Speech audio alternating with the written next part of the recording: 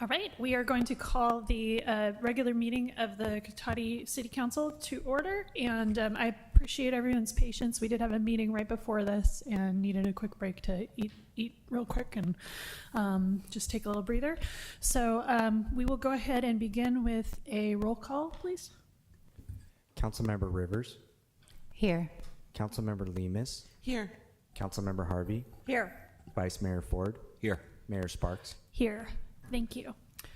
I invite everyone to stand and join us as we read the land acknowledgement and then the Pledge of Allegiance. The city of Cotati recognizes that we are on the ancestral lands of the coastal Miwok, who are the original caretakers of this area. We respectfully acknowledge the indigenous peoples who have been stewarding and maintaining a relationship on this land as knowledge keepers for millennia.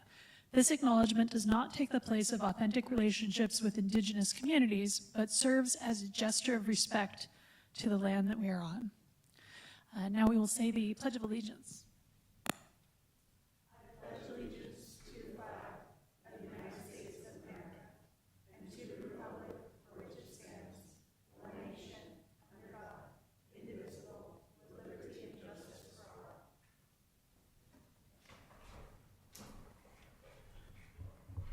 Thank you. The first item on our agenda is the approval of the minutes for our regular council meeting on May 14th. Does anyone have any corrections to the minutes? I had one slight correction, which was on the future agenda items, action items. The baseball fields at Putnam Park were listed, but I had intended for that to be our agreement with NorCal Oaks, including the Civic Center Park as well, potentially. Does anybody have, we'll go ahead and open this up for public comment. If anyone would like to make a comment about the minutes from our May 14th meeting, this is the time to do that. Does anyone in the council chambers wish to make a comment? And let's go ahead and open it to Zoom. Thank you, Mayor Sparks. Speaking to our Zoom attendees, if you'd like to make a public comment on this item, please use the raise hand icon.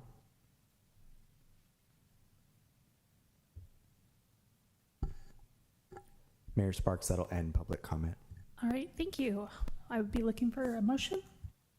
So moved. Second. All in favor, please say aye. Aye. Any opposed?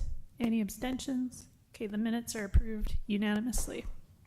I'll read some announcements. Meeting orientation for new attendees and viewers. In conformance with the Brown Act and the adopted City Council rules, the meeting agenda includes items labeled as action items where the City Council may consider the item. If the City Council considers the item, citizens will be afforded the opportunity to provide comments relevant to the item being discussed. The meeting agenda also includes a citizen's business item, which is the designated place on the agenda where citizens have the right to say whatever they wish. However, the Brown Act prohibits the City Council from taking action or considering any item that is not on this agenda to ensure that other members of the community who wish to provide comment are notified in advance through a properly noticed meeting agenda. Measure B supports police services, a variety of recreation programs for all ages, and the maintenance of our streets, parks, and public buildings. See details on the web at cotaticity.org. Citizens interested in receiving City of Cotati community alerts via text or email are encouraged to enroll with Civic Ready by signing up on the city's website, www.cotaticity.org, under the How Do I link at the top of the homepage. Like always, we love to hear from you, so please feel free to contact the city at 707-792-4600 or info@cotaticity.org. If you have a non-emergency issue after normal business hours, you can contact us at 707-792-4611. And of course, if you have an emergency, please contact 911. Continue to look for updates on the city's website and social media channels available on Facebook, Instagram, and Civic Ready. All right, we have a proclamation tonight proclaiming the month of June 2024 as Pride Month, and I'm going to turn this over to Councilmember Rivers to read. Thank you, Mayor Sparks. Okay, so proclamation of the City Council of the City of Cotati proclaiming the month of June as Pride Month. Whereas Katati's LGBTQ plus lesbian, gay, bisexual, transgender, queer community is comprised of individuals, families, and allies who are an integral part of the fabric of our city and who demonstrate pride in and commitment to our city throughout the year by virtue of their contributions to its economy, culture, and quality of life. And whereas the LGBTQ plus community has much to celebrate in terms of business and professional achievements, artistic expression, political involvement, community activities, and life-affirming family relationships, and are a vital part of Sonoma County culture.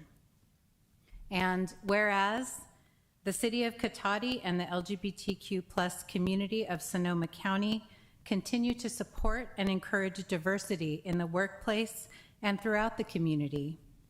And whereas the city is proud of its skilled, talented, and dedicated employees, including the LGBTQ plus community, who work tirelessly to provide service to the people of Cotati.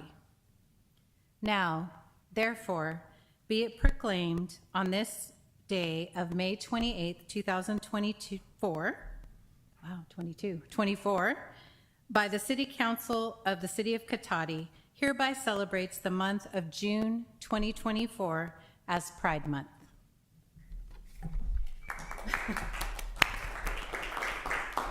And so we have Jess from Positive Images to come forward and accept the proclamation.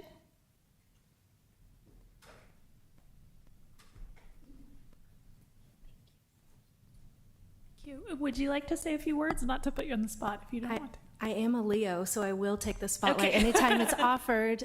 Thank you all so much. My name is Jessica Carroll. You can use any pronouns for me. I'm the Director of Programs at Positive Images, which is Sonoma County's LGBTQ Community Center. And I just wanted to say thank you all. Not just thank you for seeing us, but thank you for celebrating with us. This is really lovely. Thank you. All right, thank you very much. And if you have time, we would like to have you stay there and we can come get a photograph with you. Thank you.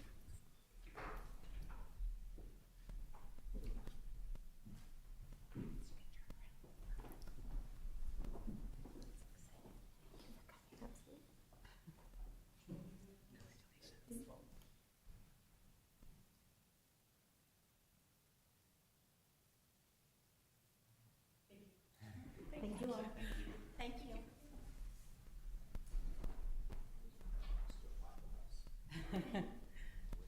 Yeah, it is. So thank you so much for coming to accept the proclamation. Very appreciated. And we'll see you Friday. All right, and I don't know if we could say when the ceremony outdoors will be for the raising of the flag, if you know that off the top of your head. Give me 1 second, but it's, Or you can, if It's anyone knows. Yeah, it's Friday at 4:30 here, May 31st, right outside where the flagpole is. So right on that corner right there of School and East Cotati, or West Sierra. West Sierra, East School Street, yeah. West Right there. Sierra, just this corner right here. All right, thank you so much.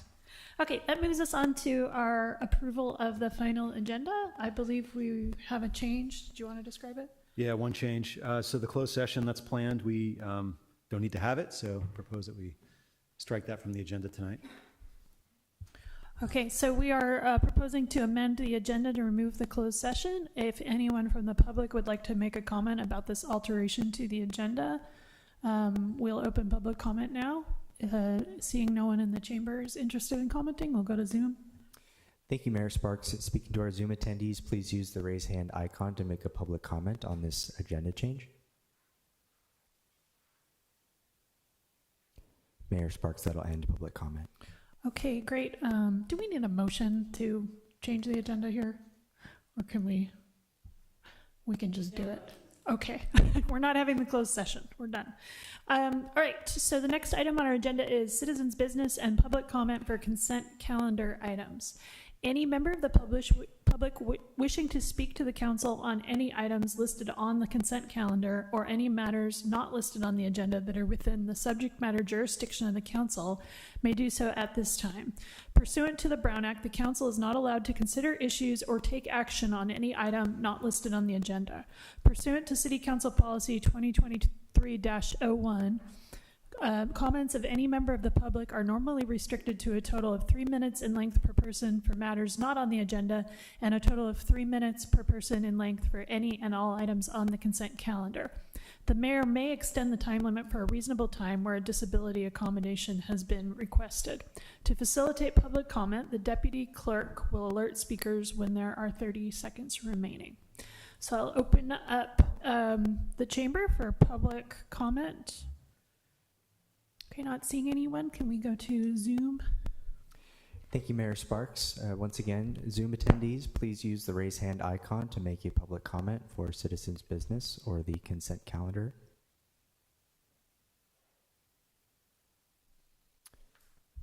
Seeing no hands, Mayor Sparks, that'll end public comment. Okay, did you wish to make a comment?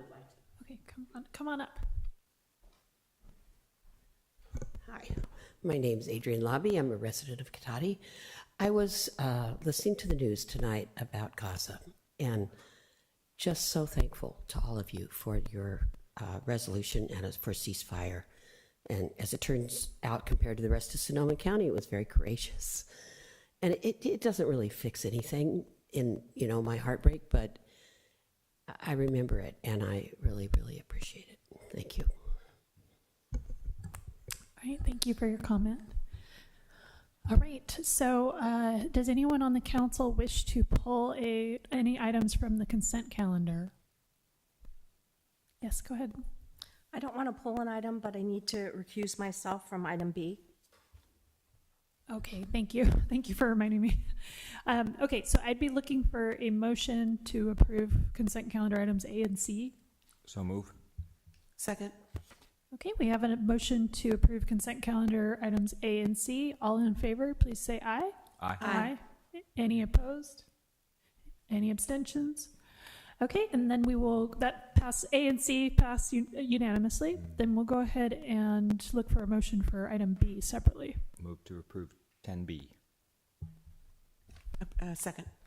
Okay, we have a motion and a second for item 10B. Let's go ahead and vote on that. All in favor, say aye. Aye. Aye. Aye. Any opposed? Okay, so that passes 4-0 with One abstention. one abstention. Okay, from Councilmember Harvey. Technically a recusal, I guess, right? One recusal is an abstention, a manner of recusal, a type of abstention. All right. Anyway, we're going to move on to item 11, which is direction on future agenda items. Does anyone on the council have any direction on future agenda items? Okay, seeing none, we will move on to our first public hearing, actually our only public hearing tonight, the city fee schedule update. I will turn that over to you. Yeah, I'll be giving that. Thank you, Mayor. Okay, so the city fee schedule, we update this annually, typically, and the authority already exists in the prior resolution to do the CPI adjustments, but inevitably after the overhaul, we find little things here and there that need to be adjusted. So that's why you see this annually, even though we have the CPI authority already. So as far as the CPI authority goes, it's adjusted by the San Francisco Bay Area Index, and that was 2.4%. And then that's for a lot of the fees.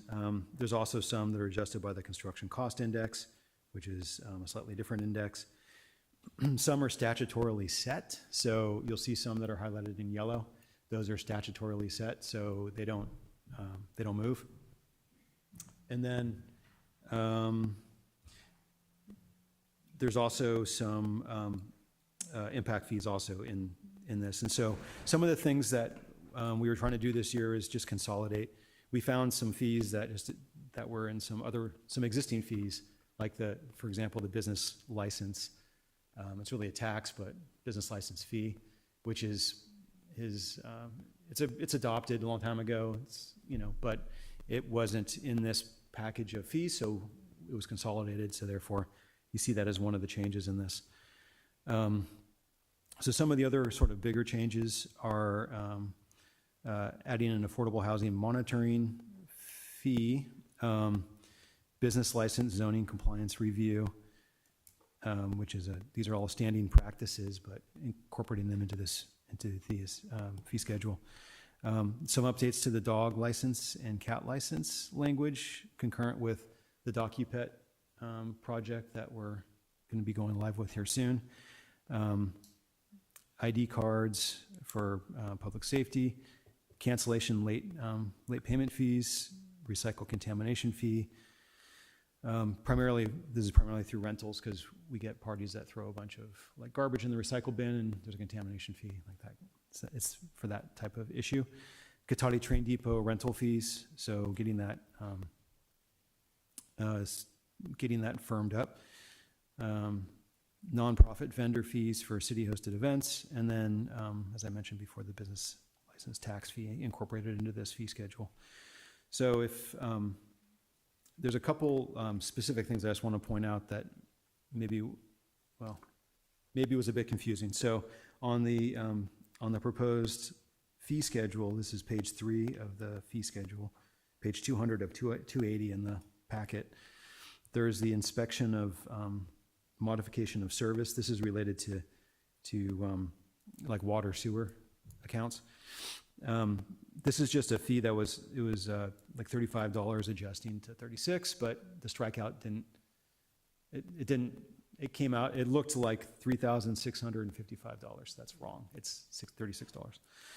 And then the other one, I'll just point out that we just changed the title of this thing and it probably caused more confusion than it was helpful. But this is on the fee schedule, page 33, packet page 226 of 280.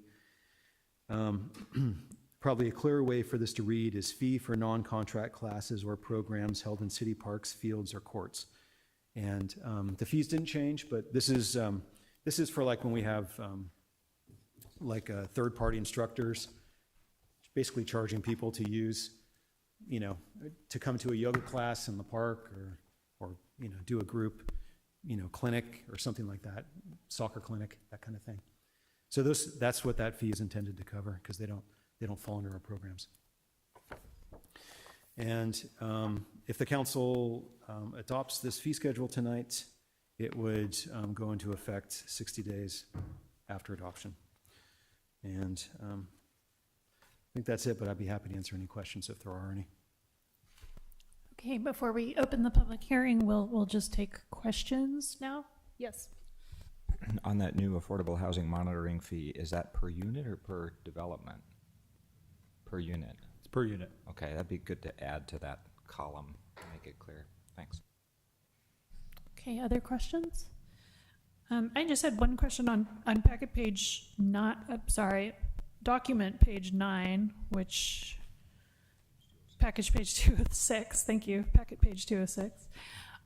The tree removal fee, I recalled that we had some discussion about the penalty for removal without a permit at a previous council meeting, and I thought that we had landed on something higher than that for the fee for removing a tree without a permit, and I'm wondering if you can give me some context on how we arrived at that exact amount.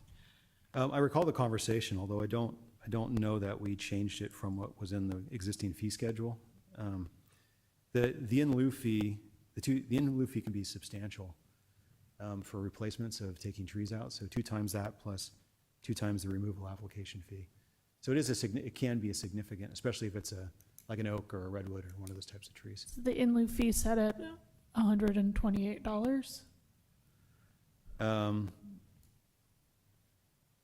Do you recall what that?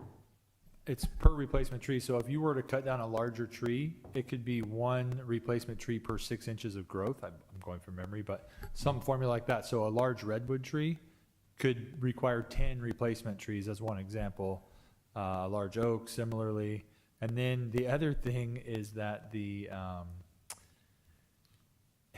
the fee requires enough to cover the tree living for 10 years after it's been replanted. And so frankly, staff has some concerns with the ability to enforce that.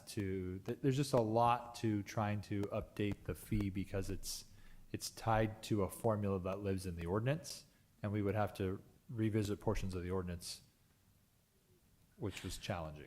Well, would it be possible to amend the wording on the unit type? Because it really seems like it's $128 per tree rather than per tree replacement equivalent unit or something like you just said.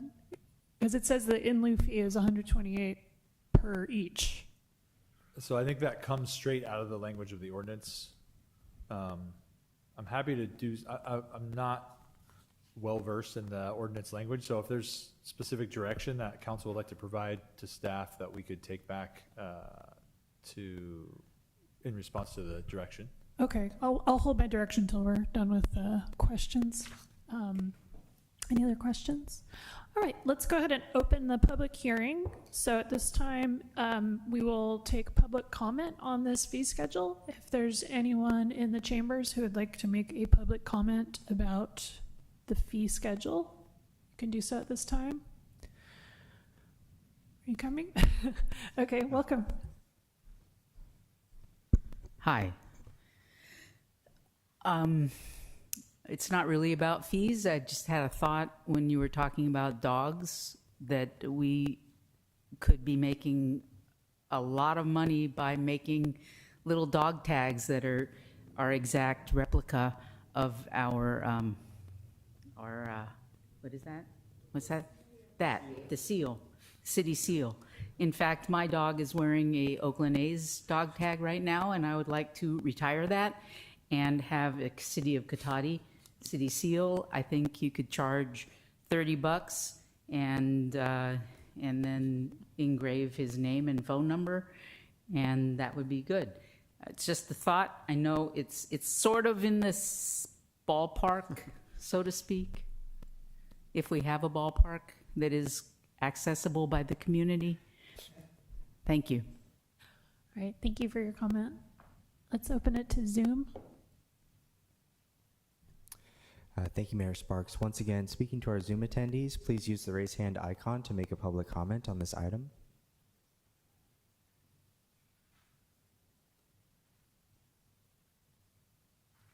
Mayor Sparks, that'll end public comment. Okay, thank you. Does anyone on the council have any further comments or direction they'd like to provide? Yes, Vice Mayor Ford. I've probably looked at this for 4 years now and never caught it before, but the tree removal permit fees are phrased strangely. It says first 5 trees, flat rate, $53 each tree. And then each additional is each $98. And it's either each or it's flat. It can't be both, the first one. Yeah, it's my understanding we charge $53 for up to 5 trees. So it's not per tree. It's not correctly worded, but. So just again, cross out the each tree, if that's correct. I would want to research it Sure. with staff before, but. I don't, can we approve it pending confirmation of actual practice or something like that? So if we charge $53 each tree, up to 5 trees, then we just need to be clear that that's the way we charge. And then if it's flat, then we need to be clear that that's Right. okay. And yeah, I can't say flat in the type column and each tree in the fee column like it currently does. That's Understood. all. And then my comment was, and direction was that you described to me a penalty for removal without permit that is different from what it says here. So that's all I was asking for, is for the way you described it to somehow be captured in the wording here, if that's what we actually do. Yeah, I mean, I think we can certainly describe how we actually do it, so it's accurate. If this, but I guess the possibility is that this is accurate, right? So, Yeah, sorry, I'm trying to Yeah. review the language right now that's in the fee schedule. I've just reviewed the tree ordinance, and it definitely has a formula, size of tree, number of replacement trees, but I need to read the fee schedule. Okay. yeah, I mean, another option is we could just hold this for a bit, and while maybe we'll have an answer Okay. 30 minutes from now. Move know, on to our next yeah. agenda item and then come back to this. yeah. Okay. Yeah. So that's okay with everybody? All right. I need to get back to my agenda here. Okay, so our next agenda item, and we will come back to I will close the public hearing. We will reopen it later and finish it then. The next agenda item is our police advisory and oversight options. I will turn it over to Chief of Police, I assume? Okay. Yes, ma'am. Thank you. All right.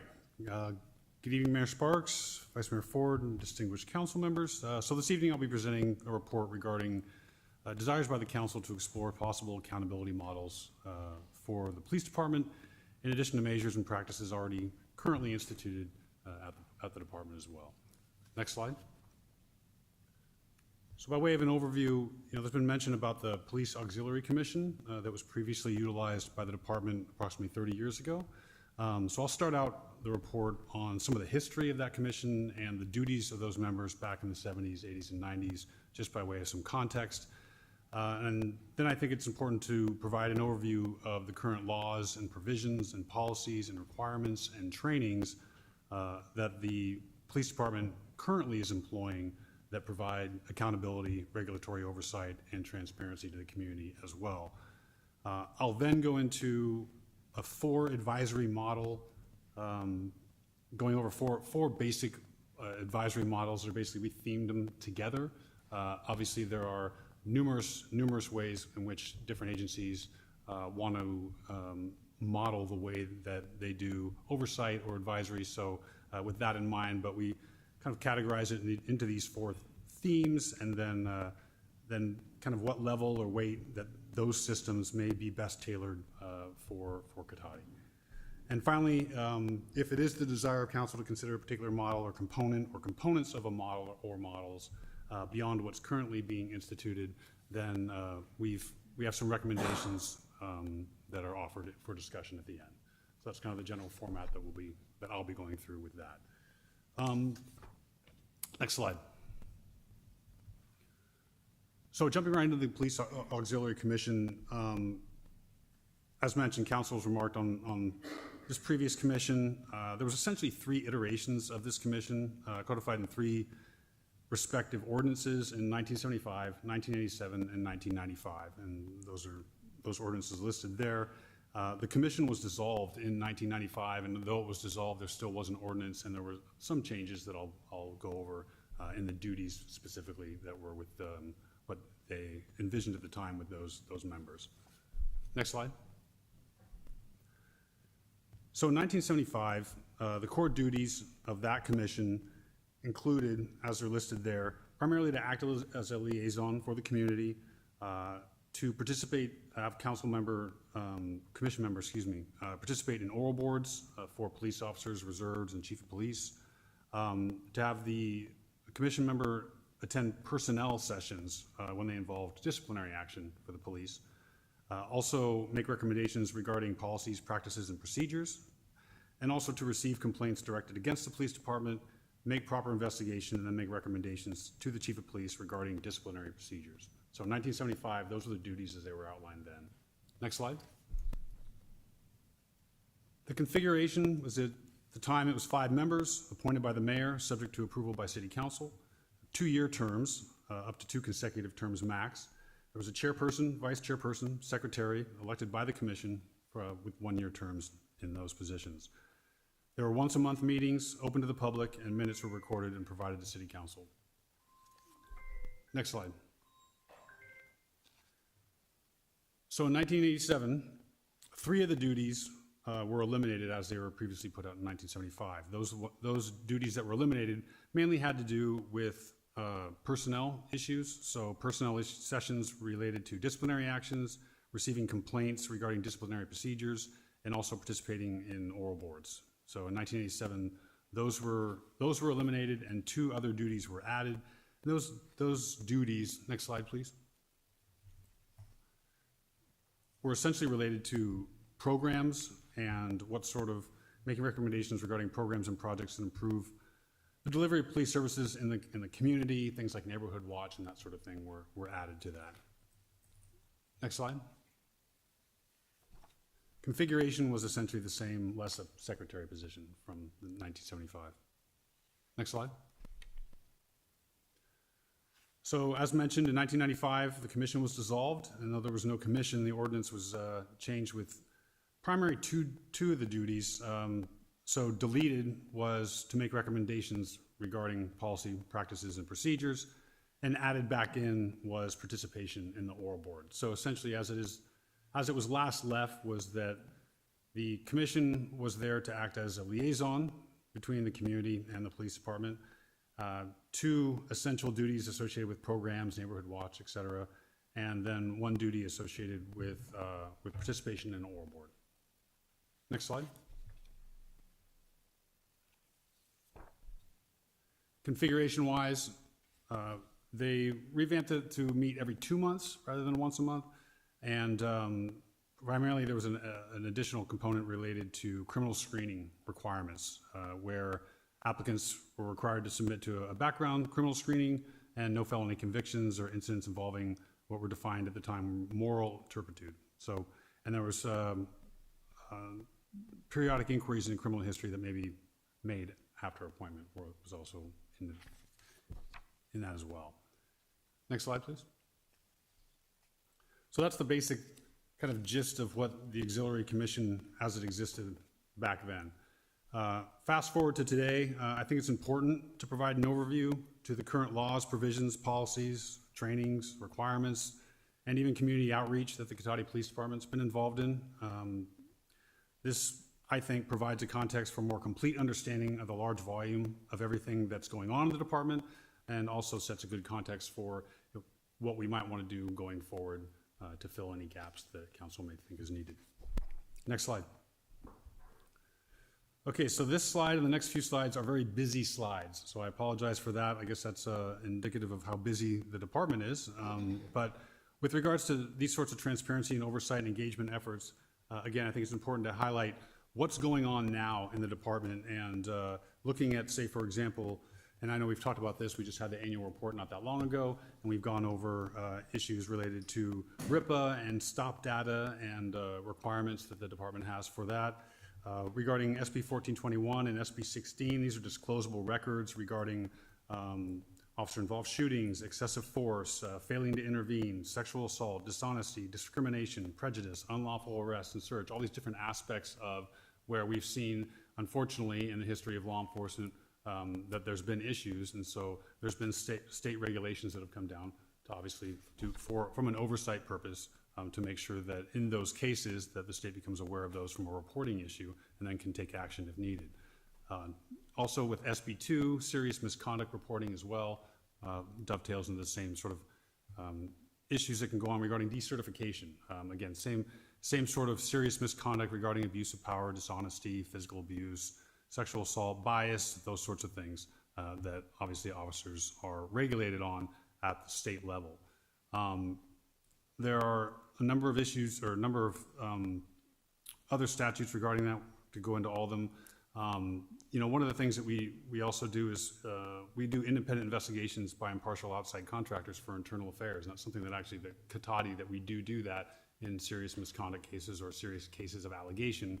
And I'll go into a little bit more of that, because that's one of the 4. Police auditing is one of those, the components of what we'll be looking at potentially.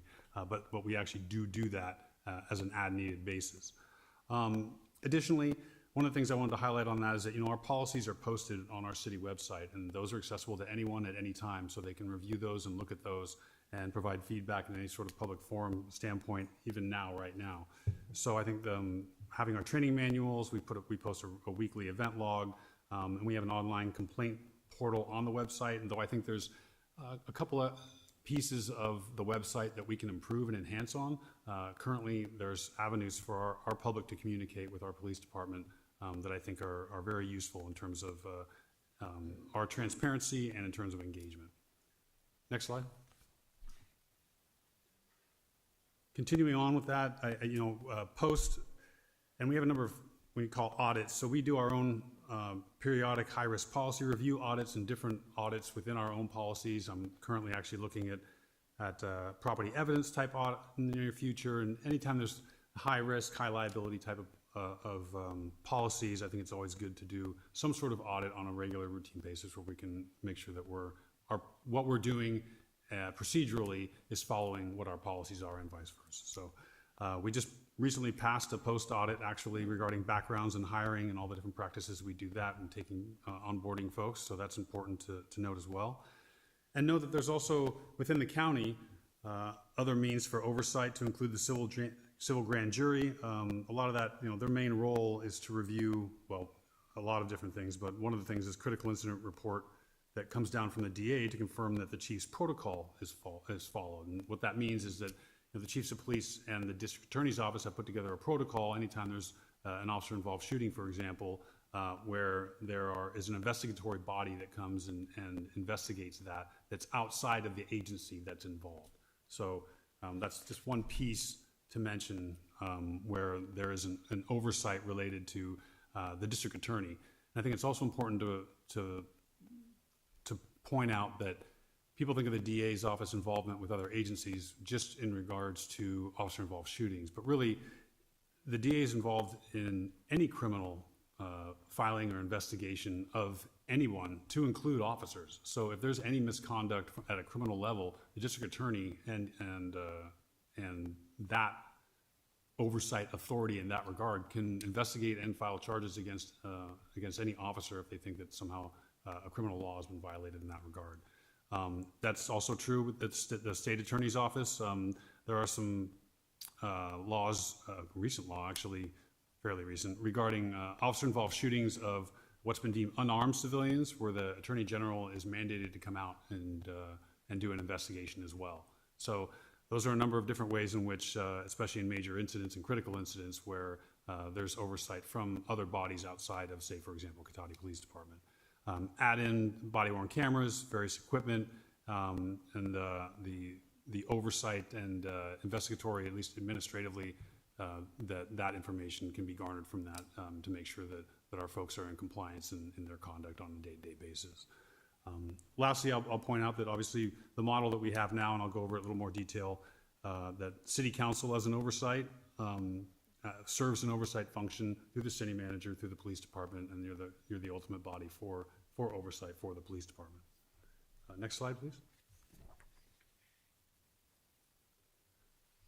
So I mentioned the peace officer standards and training. I won't go through the whole list, but basically, from principled policing, cultural diversity, de-escalation, use of force, all sorts of different requirements regarding recruiting, selecting, background investigation, going through the academy, going through field training. We have a probationary period as well. All those are these regulatory buffers in terms of ensuring that those people that we take on as peace officers are following the right training, following the right policies, following the right laws, and developing an organizational culture that's indicative of the highest ethical standards for policing. Next slide. Additionally, it's important to point out that just because Post regulates something on top of it, the Cotati Police Department, we do additional training. We have additional components of our own policy related to implicit bias, de-escalation, our use of force policies, discrimination and harassment, policies and practices and trainings related to mental health and crisis intervention, our partnership with SAFE, and so on. So all these are an additional list of procedures that we've implemented and policies that we follow that are on top of and in addition to what the Post state standards are. Next slide, please. So as mentioned, these slides are busy because we're busy. Our staff is out there in community and formal settings, as well as just the daily interactions that our officers and staff have with our residents and neighboring communities. Again, I apologize for the small font, but that's not even an inclusive list of all the calendared events essentially that we're involved in with the community. But I think it's worth noting that, we're an agency and a department that, in a city that's involved in our community. It's important to placehold that and to mention that in this context especially. Next slide, please. So getting into the meat of this, with all that to consider in terms of everything that we're doing now, I'll go over 4 general advisory and oversight models and components of those models, some of which overlap and are sometimes combined. And as mentioned, there's many different ways various agencies have chosen and have been regulated to be transparent and accountable within these models. Next slide. So the 4 that I'll go over, essentially what we're calling the city manager, city council oversight model. That's what we have essentially now. When I say we, I mean Cotati Police Department, the city of Cotati, reporting out and current increased frequency, specific focus, the current oversight with laws, policies, trainings, and I'll go a little more into detail of that in a minute. The second, a chief police advisory committee or community advisory committee, community advisory council. They've been named all sorts of different things, but this is kind of the general umbrella under some sort of community body that interacts with the chief of police with different sorts of interactions depending on which agencies, how they've kind of chosen to model that. Third, the independent police auditor, and I'll talk about that, how some have chosen to full contract with a specific police auditor for specific police functions throughout the year essentially, and others, us included, have done it from basically an ad hoc standpoint where we will utilize contracted agencies, independent auditors for various aspects of things that we do, to include internal affairs investigations or auditing of our policies, et cetera. And finally, the Police Oversight Commission, what most folks here in Sonoma are familiar with is the IOLERO type of body, but an independent police review board and independent office of law enforcement review like IOLERO. Next slide, please. These next two slides are just more of a broad illustration of what the majority of agencies utilize in some shape or form, with less agencies using those models as you kind of go down this pyramid. Next slide, please. This goes into a little bit of, what agencies and what form are using it. Again, the city manager, city council oversight, I'll go a little bit more about this in a minute, are most used by California agencies, and that's essentially the standard in terms of, at least from a base model standpoint, what organizations are doing regarding reporting out and public access and various operations and policies and procedures that they're involved in with their city council, with oversight with the city manager, to the police chief. The police chief advisory committee, again, will be primarily what we're going to talk about going forward, even with some of these recommendations. And so I'll talk a little bit more about that, including, again, as I've already mentioned, with the police auditor. And then finally, generally larger agencies use police oversight types of commissions, independent auditing, and for police misconduct. A lot of times these things arise because of some crisis that's happened out of that agency, unfortunately. So sometimes those bodies start to form as a result of that. Next slide, please. So looking at the first model, the city manager, city council oversight. It's the most common form of oversight in California. Day-to-day operations of the police department are directly overseen by the city manager, and the city council has both direct and budgetary power and the ability to initiate investigations into any issue or incident that's deemed necessary. When needed, this model can include an independent investigator, as mentioned, who's initiated by the police chief, city manager, or the council. When we look at this sort of model, like I mentioned, kind of sort of the red flag or hot ticket type components of the way in which policing is done, use of force, statistics, complaints, procedures and policies related to pursuits, et cetera. These are the sorts of things that a lot of times the reporting out will be of those things. Much like the annual report, there's those specific functions that people are A, most interested in, and B, a lot of times carry the highest liability with police, and where we've seen some of the most problems. So reporting out on that is important to be transparent, and so folks can know what the police agencies are doing to insulate us from any kind of issues and fixing any mistakes that have potentially happened beforehand. Next slide, please.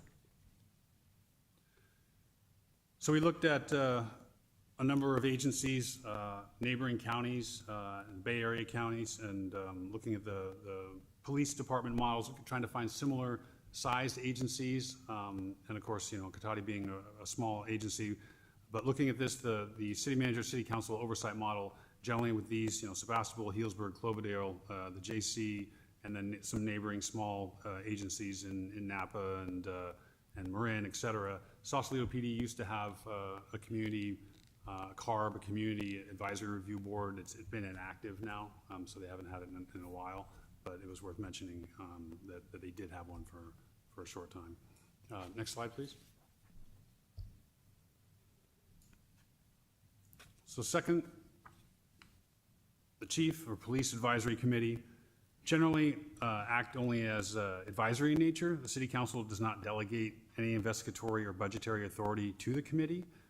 In addition, regular public reporting of statistics and other aspects of reporting that's defined either by the council or by that committee. This model has provided a forum for direct citizen to the police chief sorts of communication, and then with the police chief reporting back to the council, and oftentimes some of the members of this committee or the head of that committee reporting back directly to the council, at least on an annual basis or some sort of regular basis as well. So you're hearing from both the chief and from those sorts of councils.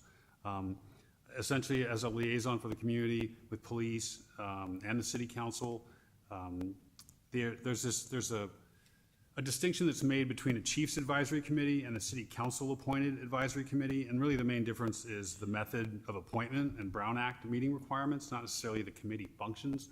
Both are usually a police chief interacting with members of the community, and then kind of just basically in what form they're doing that. Sometimes you'll see what's even more of like a town hall type of meeting where you may have 20 members of that, or you'll have where the police chief interacts with them on, say, monthly basis, quarterly basis, et cetera.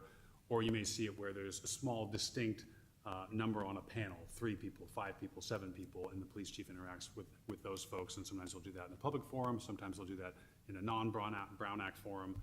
Certain agencies have done it in different ways. The cost starts to, there's always costs associated with everything, right? Anytime that you go up in these sorts of models, there's always going to be an inherent increased cost. So that's always something to consider when you're talking about the financial considerations of adding to what we're currently doing. Next slide, please. Again, we looked at a number of agencies, from big to the smaller agencies. When you look at police advisory type of committees, really, you're still talking about agencies that are much larger than Cotati. Santa Rosa has a community advisory team that they use, and they also utilize an independent police auditor. I think in the original PowerPoint it said that it was inactive since 2020. They actually do use it now.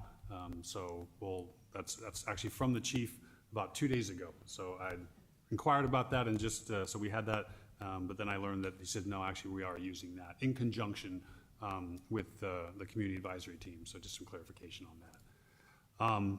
Petaluma PD has also has a advisory board, advisory committee, rather. They're also utilizing a police auditor on top of that as well. So they're kind of doing a dual purpose for Petaluma. Novato's had one for advisory committee for quite a long time, actually. San Rafael PD follows suit as well. And as mentioned with us and Sausalito, we're kind of in the same boat in terms of used to have one, don't have anything that we're utilizing right now. Sonoma State, I just mentioned this because I think it's what they call listening sessions, and it's basically like I mentioned, kind of the town hall. I don't want to speak for them, but in terms of what the philosophy is behind it, but ultimately it's an engagement with the community that they have in a semi-formal organization. Next slide. All right, so moving on to the police auditor model.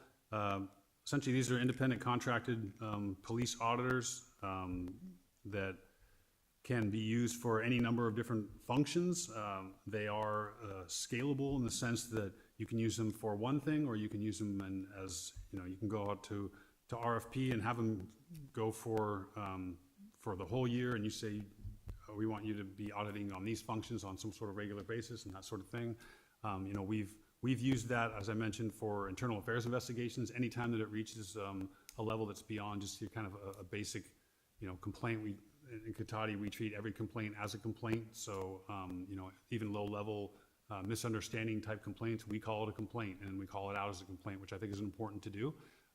But anything that's even, moderately egregious, or even if the allegation itself, and if it ends up being something that's ultimately unfounded, it doesn't matter. We still will farm that out for an independent auditor to do an independent internal affairs investigation.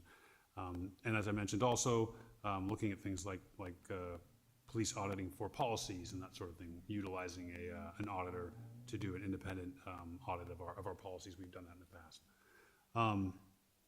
Larger agencies, as mentioned, they have their own IA, internal affairs divisions that they'll use, but that a lot of times, and this kind of dovetails into the IOLERO type model, that there's basically an auditing function of something like IOLERO, where they will look at the IAs that agency does and make sure that they're basically following their own policies during the course of those internal affairs investigations. So in any event, bigger cities utilize that more often than not, but as I mentioned, we still utilize auditors when we have in the past, and still consider that a viable function that we use.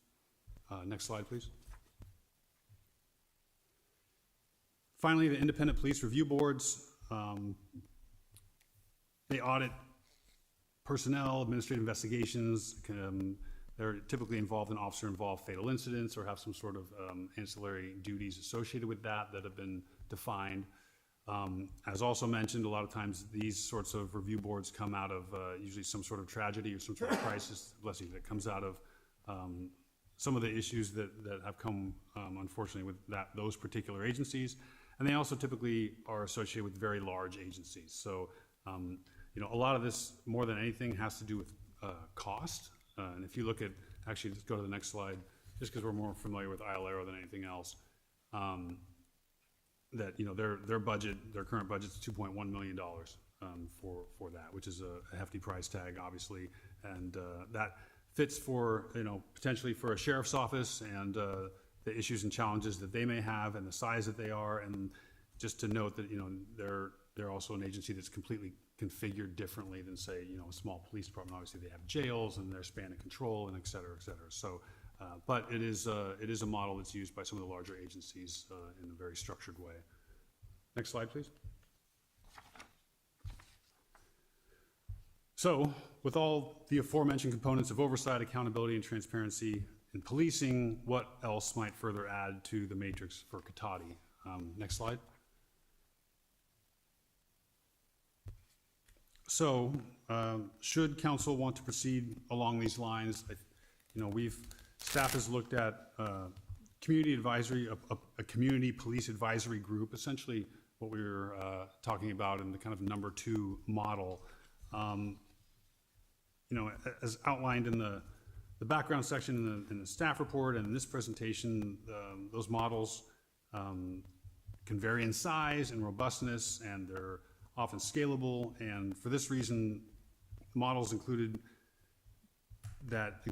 delegated budgets and delegated powers were determined to be infeasible for a small city. And again, going back to kind of city council in terms of the powers that you all have when it comes to budget and when it comes to investigatory and delegated powers and oversight and that sort of thing, it seems like models that had yet basically a secondary model for that were infeasible. And I think a lot of that, again, has to do with budgeting and money and that sort of thing. So, but still, we primarily focused on models that were advisory, as staff believes that those models are more likely to be feasible in the context of the limited staffing, resources, and funding that we have.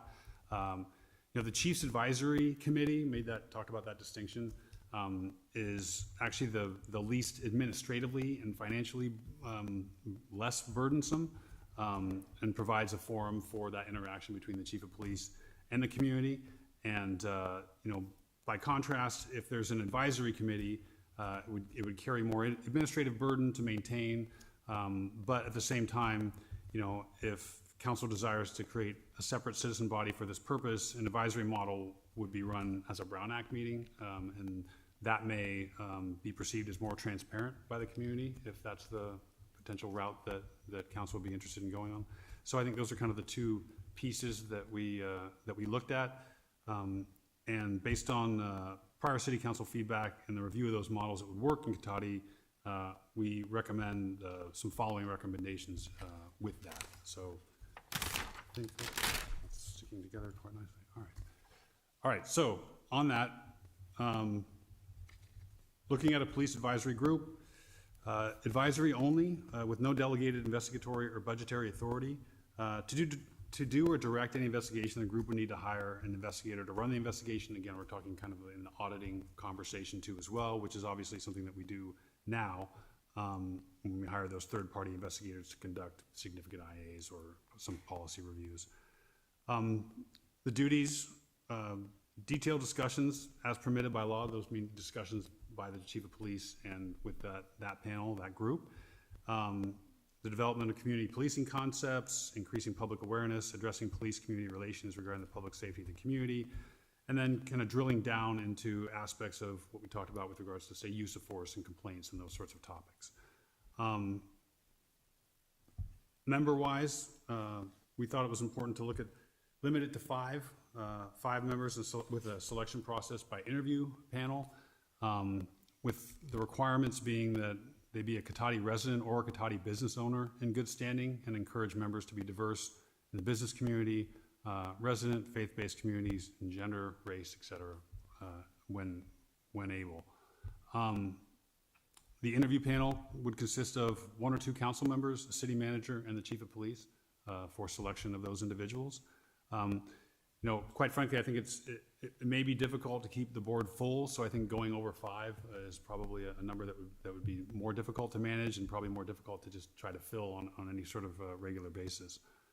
2-year terms with removal by a majority vote of the city council, and include provisions in, if we were to drop an ordinance or if and when, regarding resignation if the member is if there's unexcused absences or any number of consecutive misses and that sort of thing. Because we want folks that are going to be present and engaged on a regular basis, so we can rely on that and have that conduit for communication be somewhat solidified in a way that's consistent. We suggested recommended minimum requirements and training for commission members. Ride-alongs after selection was a recommendation. And not being city employees or in the city employee household, and provisions for disqualification for felony convictions or certain crimes or incidents of moral turpitude. That's language that's Petaluma actually recently incorporated, and we have as well. And any members who are involved with law enforcement with the city, or any sort of conflict with criminal civil cases with the city, Cotati, et cetera. I think that would end up being some conflicts or having some problems there. Anyway, the goal is to get committee members that are unbiased, will provide constructive feedback, and truly are looking for positive ways that we can improve the police department and improve that communication. Next slide. Recommendation is quarterly meetings. I think that monthly meetings would be fairly frequent for an agency of our size, and obviously I think anything beyond quarterly meetings is just not often enough. So I think that the quarterly meeting is a nice medium there. Increased detail reporting to the group, as we discussed before, with the use of force complaints, any kind of notable community events, arrest, crime statistics, trainings, et cetera. And I think participation in the interview panels for police chief, that was what we did this last time, so I think that that's important to have the community involved, at least at that. Next slide. Mention the Brown Act versus not Brown Act. Committees created by a formal action of the legislative body, city council, is a Brown Act body, so that type of body is likely subject to the Brown Act. Brown Act meetings are obviously public and noticed, with minutes taken. So I think that if you have an advisory group that is put together under that function, that you're going to have Brown Act requirements as a result of that. I think it's important to have the advisory group that reports at least annually to the city council on its activities. So you're not just hearing from the police chief on an annual report, you're also hearing from that council to you directly as well. And that kind of creates a formal feedback loop for city council and those goings on from the views of the community directly about police actions or police policies and procedures. If the city council directs staff to create an advisory committee or modify the existing way in which we do our oversight, then we'll return with an ordinance at a future meeting and implement it in this direction. So obviously, this is the first step in having discussion and questions and et cetera with this presentation. Financial considerations, depending on next steps taken, what model or combination of models might ultimately be considered or utilized, the impact of the city implementing, enhancing, and maintaining an advisory group could be substantial. Depends, again, how we scale that from an independent oversight and auditing standpoint. And as mentioned, sometimes it can go up in the hundreds of thousands to millions of dollars, and I don't obviously recommend that we entertain that. But again, if council directs staff to develop an ordinance for a police advisory group, similar to the staff recommendation that we have here, then we think this can be accommodated within the existing staffing and budget. Now, of course, expected staff time commitments and managing such an advisory group, running meetings, increased data extraction, et cetera, those can start to increase costs. So we need to be aware of that when we're doing that and continuously mining for data and some of the analytics, and whether that's something that in-house that we can do, or if that's something we want to potentially farm out to a contract, if we want to dig deeper into some particular form of whether that's, whatever it ends up being, some sort of data function that council has desired. So in any event, I'll stop there, and next slide. I think we're into discussions and questions, so I'm sure that there will be some, and that concludes my presentation on the front end. Great. Thank you very much. I know a lot of work went into developing these recommendations, and we appreciate you. So let's start out with questions, and then we'll open it to public comment, and then we'll bring it back for discussion. Anyone have any questions? Yes, go ahead. I got a few. I'm curious on the history. Did the council actively dissolve the commission in 1995, or it sounds like they rewrote the rules and then it just stopped being appointed? Yeah, they adopted the ordinance in 95, and some of the members on the then committee stepped down, and then the council did not reappoint. They didn't have a quorum anymore, and they just let it dissolve. Okay. Yeah. When you contract out for internal affairs investigations, is that other police departments you contract? Who does those? No, it's an independent contractor. That they're not other police agencies. So they're independent. Quite frankly, there's a lot of them that are typically around. Former law enforcement, I imagine. Some of them can be, yeah. Some of them are attorneys. Some of them, it kind of varies. But yeah, some of them are former law enforcement. Okay.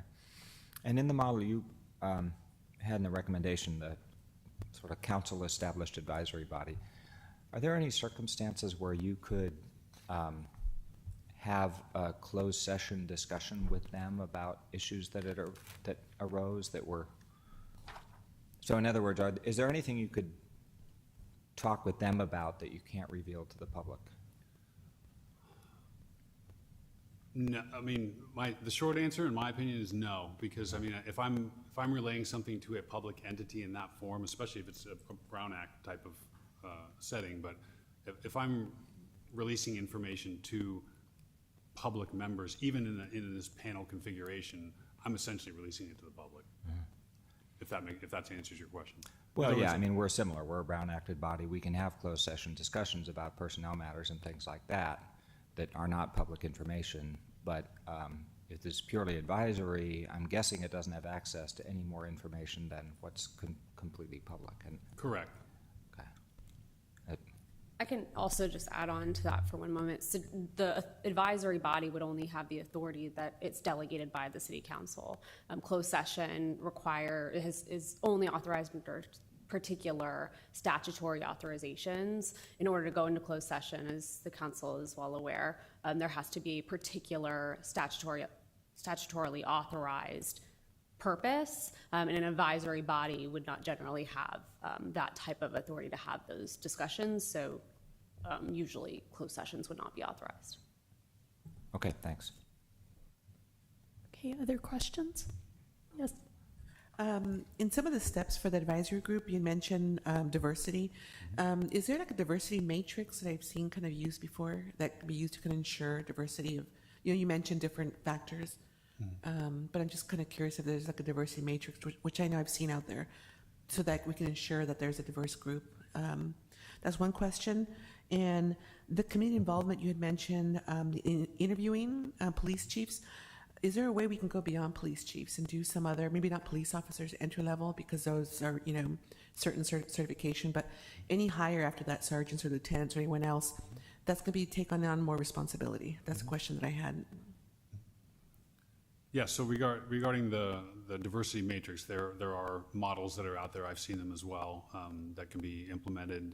At least, they are attempts to try to bring diversity in, and so that, some of them, it just kind of depends on who's willing to put in, to be honest with you. So it's one of those things where you try to put a pool together as much as possible, but really it's up to the citizens to actually come and want to be part of that, right? And we don't want to be, kind of dragging folks into this, and because they're not going to last long and they're going to leave and that sort of thing. So obviously we want people that are going to be proactive and engaged and want to be, from a long-term standpoint as well. But yeah, that's why it's mentioned in there, because the goal is obviously to have a diverse group of people that come from different backgrounds and that can provide different sorts of feedback, provide their perspectives and their lenses. And so we have that communication that, it's not just a yes kind of bobblehead body, right? We're having actually, conversations that are engaging and et cetera. So I think you can only have that if you at least strive for diversity when you're putting a panel like that together. So,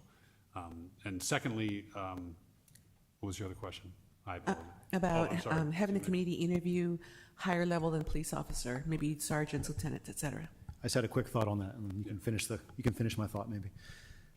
So I think just from what I've seen, one of the most important elements, there's a couple, but one of the most important elements is the culture of the internal culture of the agency. And so the people in the agency that set the culture, that set the tone, are the chief, maybe the lieutenant possibly.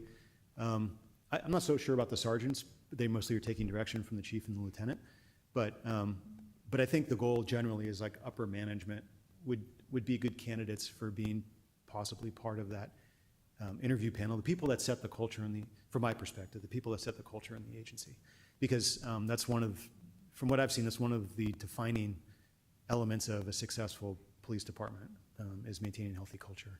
Because when that starts going bad, then it doesn't really matter what else you have going on. You start seeing bad results in the community. Additionally, I think what happens is, and I was just actually sitting on a panel with Petaluma for their deputy chief. So I think at that level, to your point, when you're talking about upper management level, executive level positions, I think it's really crucial for the community to be involved in something like that. And that was the case actually in Petaluma. They had it was half police chiefs and half community members as well that were part of that panel in selecting the deputy chief. So I think that model, I'm a fan of that model. I like that model in that regard. So again, upper management, we're a small agency, so we basically have the chief and the lieutenant, perhaps, and everyone, not to discredit anything that the sergeants or the officers are doing or anything like that, but I think in terms of actually having community involvement in picking, that leadership part of the agency is really important. Okay. Yeah, I, maybe not the time now, but I spent 2 years at the county task force creating ILRO. And so I was chairing the community policing. So there's a lot of really good recommendations that came out of that. And we also kind of delved into the 21st century policing report. Yep. So there's a lot of really good things out there, practices that we can incorporate. Yeah, absolutely. Yeah, okay, thank you. Thank you. Any other questions? Yeah, go ahead. So one question I had is, regardless of which form it takes, the Brown Act or non-Brown Act, it looks to me, and I could be wrong, but it looks to me like the earlier versions, the duties were really set by the people who were part of the committee rather than sort of prescribed for them. So I'm curious, regardless of which form it takes, will we be open to the group defining what's needed? Like obviously within the law, right? Like if they want to ask for specific things that they can't have, then, that's fine. But in terms of what the duties are, once those people are seated, can they be involved in deciding what the group does? Yeah, I think the short answer is yes, and I think it's a matter of process by how that would potentially work. So say, for example, if there was an ordinance that was put together, obviously before the initial group is put together with duties, and then maybe organically through the course of 6 months or a year or whatever of that body operating, that it seems as though there's an additional duty that we want to change, that we bring that back as a part of a discussion, or that would be something also that they would report back to the council on and say, hey, we'd really like to have this particular duty. Can we add that and, update the ordinance, et cetera? And the city manager can tell me if I'm wrong in terms of process, but that's how I envision something like that happening. Yeah, no, I think that's definitely a way to go. I would say, though, for the initial group, that gets formed, and any subsequent group, it is good to, an ordinance, I think, at least should have enough clarity. I mean, you run the risk, you don't want to get into too much detail, because then you're it's too much, but you need to provide at least enough clarity in the duties so that everyone's clear when they apply, what they're applying for, and, just managing the group once they're formed, that everyone's on the same page, hopefully, and there's not, expectations aren't, missing each other. Right, and I agree, and I'm just thinking, like you're saying, moving forward, if there's something like, hey, we really want to do this, or you know what, we don't really do that, no, this is not really needed, that maybe, it doesn't need to be on there anymore. And then I think the other comments I have are more suggestions, so I'll wait. Great. I had one question that was a follow-on to Councilmember Lemus's discussion. What would, if we're not wanting to include people, it seems like from 75 to 87 to 95, we kept flip-flopping back and forth on whether to include people from this board on hiring committees, basically, and they kept going back and forth on it. So in your perspective, you didn't include a recommendation to have them on lower level hiring committees for officers. So I'm just curious what you see as the downside to that. Like, why not include people on those? I think it was more to the city manager's point in terms of really focusing on the leadership aspect of an agency, and we see that among other agencies in the state. So in looking at some of the other agencies that we had, focusing on the leadership body and having community involvement in that seemed to make more sense in that regard. To me, it makes more sense because there's that trickle-down effect when you're talking about an internal organizational culture, and I think that that's really driven by myself. I have to own all that, right? And my direct interaction is really with the manager, and I obviously, because we're small, I interact with everybody. But really, when you're talking about pushing down policy and procedure and affecting a positive organizational culture from a leadership standpoint, I think that having the interaction of the community is most important and most crucial at that level than it is taking on being part of a panel for say 10 or 15 or 20 applicants for an officer position, and really what the kind of influence that potentially that would serve as a community member being part of that. It might be interesting for the community member to be part of that, but in terms of the feedback that would be offered by that, I think it's more impactful at the more leadership and managerial level. Do you that makes total sense. Do you see any problem with having a person on a committee for low-level people? I mean, I'm thinking of my analogy. I work in education, and we include students on our hiring committees, often for teachers, because we like to get their perspective. So I'm just wondering if you see any problem or issue with it, or.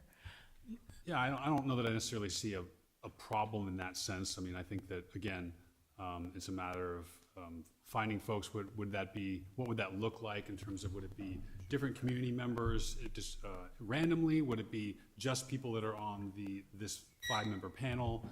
That sort of thing. Would they be asking questions the same way? Would they be, because I've seen it where, are they sitting, kind of watching this happen, or are they actually providing, feedback, or are they involved in the actual scoring process? So, I mean, I think the only thing would be, or one of the things would be in terms of from an HR standpoint, how they are involved in, the actual scoring of that person for later on down the line. Let's say, just from a liability standpoint, kind of projecting it out, you have someone who wasn't selected, right? And then they want to come after the city as a result of that. And they're looking at, how does that play out when we're involving community members as well? That can happen at the leadership level as well. When you're talking more like internally, once that person's already an employee, and they're just offering a component of feedback for a leadership decision in terms of, say, for example, a promotion, I think that I think that's a better place to be in. So that's the only thing that comes to mind, at least in terms of a potential problem. I'll also add too that at the officer level in particular, there's just a lot of interviews going on all the time. So logistically, that creates another. It's not just scheduling the person; they need to be, trained up on how to not say the wrong thing and, not disclose information. So it adds a level of complication in administration to it that I don't think is, at least in my opinion, isn't as valuable as it would be at a executive level interview, where it might be worth the time to do all that for a community member. Okay, thank you. Yes. Yeah, just, I'm wondering if the hiring committee is, and I would envision it one of those 5 for sure, not just anybody. But, with the understanding of scheduling and all of that and training and all of that, I wonder if maybe a duty could be, review of the hiring process and job descriptions and that type of thing. So, that diversity matrix could be included in that and, just that idea rather than actually sitting on the actual panels. Review of the entire, making suggestions, being an advisory in that way might be something that could help to make sure that we have this really as diverse a force as we can possibly have. Well, and I think that those things will happen also kind of organically too, as we have those discussions anyway. I think those are the kind of discussions that are going to come up in those sorts of panels and those sorts of meetings that I have with community members as well. Right, I'm just looking at the list and I don't see anything about hiring. So I'm just trying to, reinforce what she's saying, yeah. Yes, Councilmember Harvey. So could the chief hold just meetings with the community at random? I believe you said SSU does something called listening sessions. Yes, yeah, absolutely. So that would provide the opportunity for open discussion, if you will, with community members. Correct.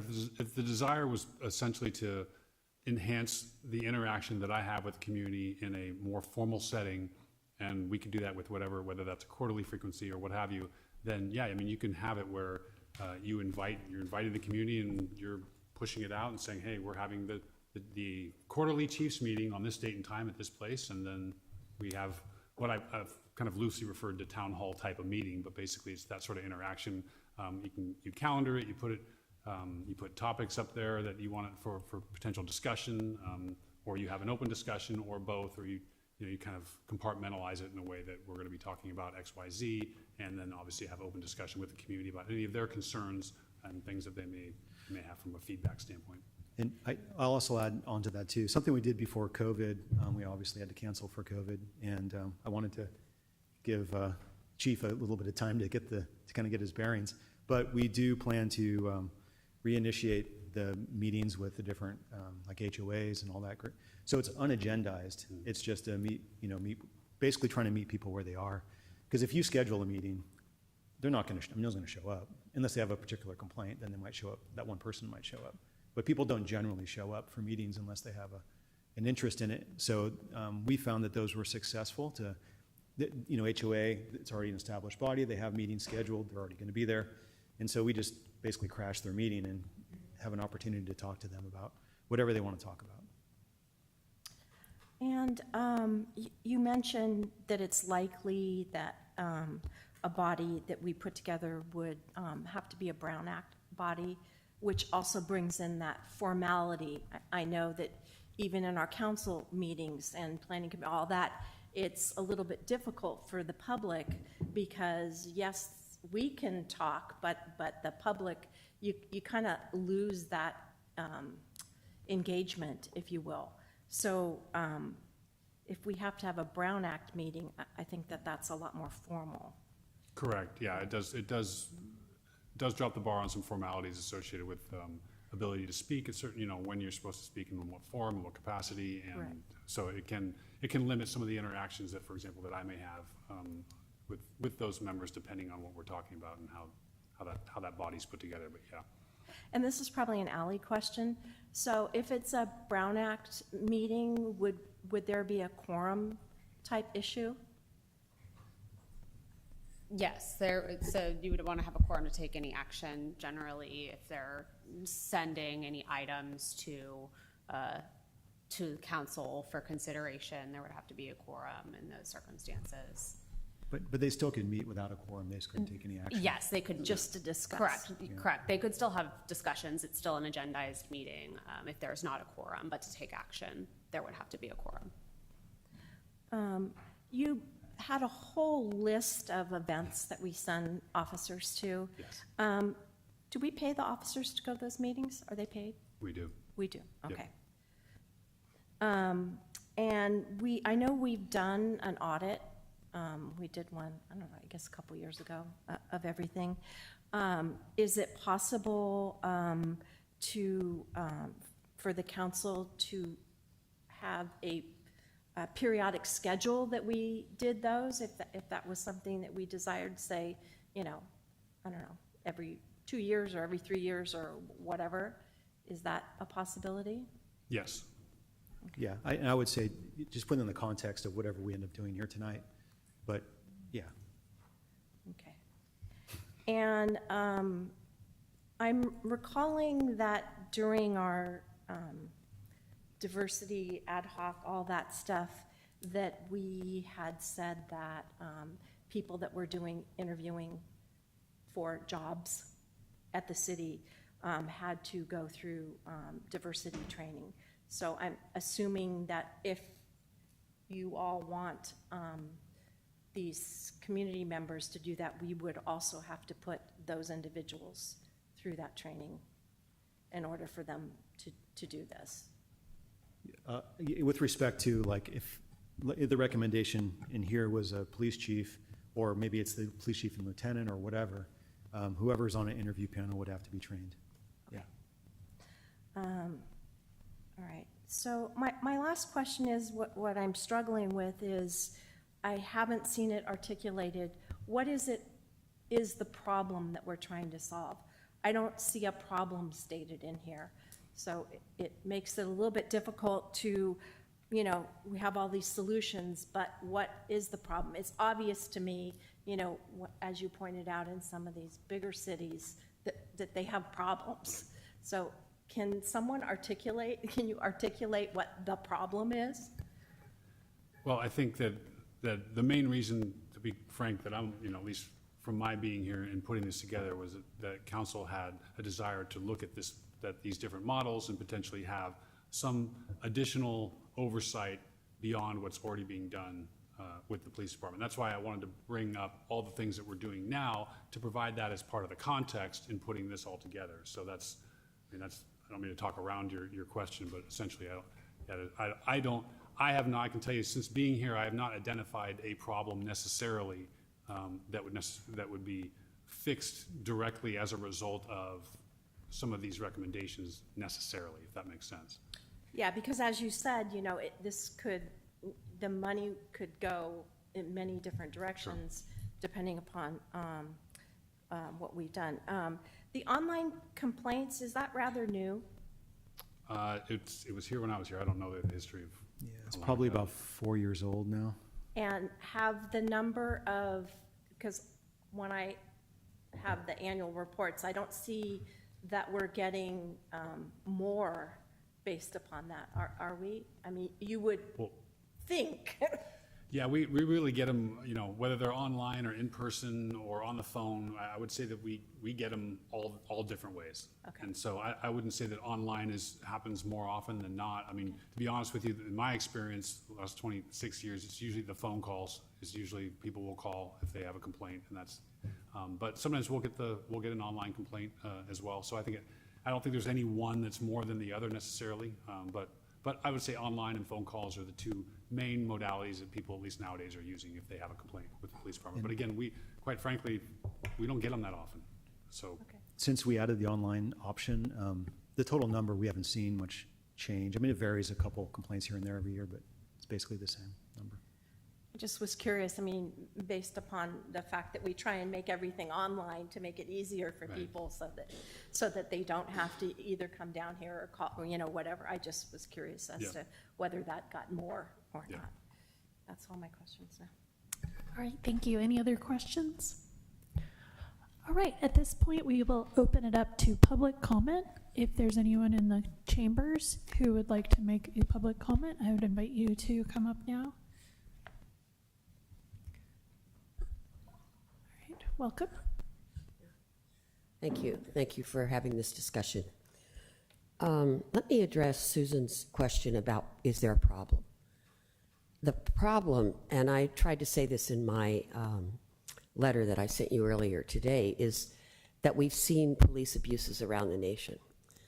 And we're trying to be proactive. We're trying to wait, not do it before there's a problem, a major problem, a problem that costs millions of dollars to settle with some poor family. And I think it's important to say that the whole context of this coming up, which was, you know, some very public murders of Black people, didn't affect our police. It wasn't because our police did something wrong that people marched over here in one situation, that we did a survey. But my experience looking at this over the last few years is we don't know what the problems are. We still haven't figured out how to ask, particularly the people of color and the most poor people and the most at-risk people, what are their experiences and what do they feel? And some of that is probably because they're intimidated. I mean, I'm intimidated. Somebody I'm talking to, I've gone to coffee with a cop, and just the fact that I know that that's a person who carries a gun makes me careful in what I'm going to say. And I don't feel particularly vulnerable, you know, because of my skin color practically, but other reasons too. So we're trying to be proactive. So I looked at all the oversight that we saw here, and I think it's great. And I think the police it's a very legal institution. So it's right that there should be a lot of legal oversight, legal this and that. It's probably a pain in the butt for anyone who has to follow it and give all these reports, and I get it. But, you know, we give these people the right to carry a gun and make decisions about life and death. So I think it comes with the territory. And the people who are most affected are the people in the community. You know, it's the people who live here. So it's fine, and I'm glad that the state of California is doing stuff and RIPA and all of it, but I think it's right to have a community body that is also doing some formal interaction, and that the police have the ability to interact that way. It's possible that the chief will come and brag, and the council will, the commission will go, oh, great, and everyone will go home. I do think we need to do some really particular recruiting. It is hard to get people of color for various reasons. They're a smaller group of people to start with, and intimidation is a good one. And so we're going to have to do some extra work, and there are ways to do extra work, and we may not be successful, but it's worth. To me, the main issue is that it should be Brown Act. It should be civilian. It shouldn't be part of the police department. The police department should not appoint people or be part of appointing people. I think those are the two bottom lines here. I think we are kind of in an experimental phase, and some of the other things that I think would be great. And let me just say one more sentence. The whole idea of having town halls, this is a very legalistic thing, and you have to learn. I have had to learn just the smallest amount that I know about police oversight. It's complicated. And so we need people who will take that time. Wrap up, sorry. And learn. Thank you. Thank you.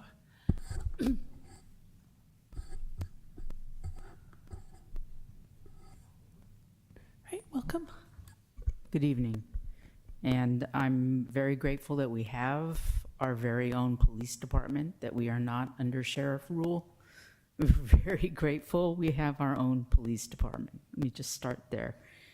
And I too agree that maybe nothing has happened yet, and it's good to have nothing happen yet. And let's keep it that way. And let's have this commission and let it be very formal with the Brown Act, because I would like to be noticed. I would like to be able to read what's coming up. I would like to know and be able to attend as a citizen or a resident, even a non-citizen, but a resident. I would like to be able to attend and know what's happening and have it be on the up and up, and something that is, well, legal in a way and accountable. And I'm grateful for all of you for putting it on the agenda, and for the chief and all of it. I couldn't be prouder. Thank you. All right, thank you for your comment. Can we please go to Zoom? Thank you, Mayor Sparks. Speaking to our Zoom attendees, if you'd like to make a public comment on this item, please use the raise hand icon. At this time, we see one hand. Marjorie, you have the floor. Thank you. Can you hear me? Yes, we can. Oh, good. Good evening. What a wonderful discussion. It was excellent. And thank you, Police Chief, for being so thorough in your description of the history of this, or what is existing. I don't quite know what to call it. I am quite anxious to have a way of knowing what is going on in our community with regard to policing.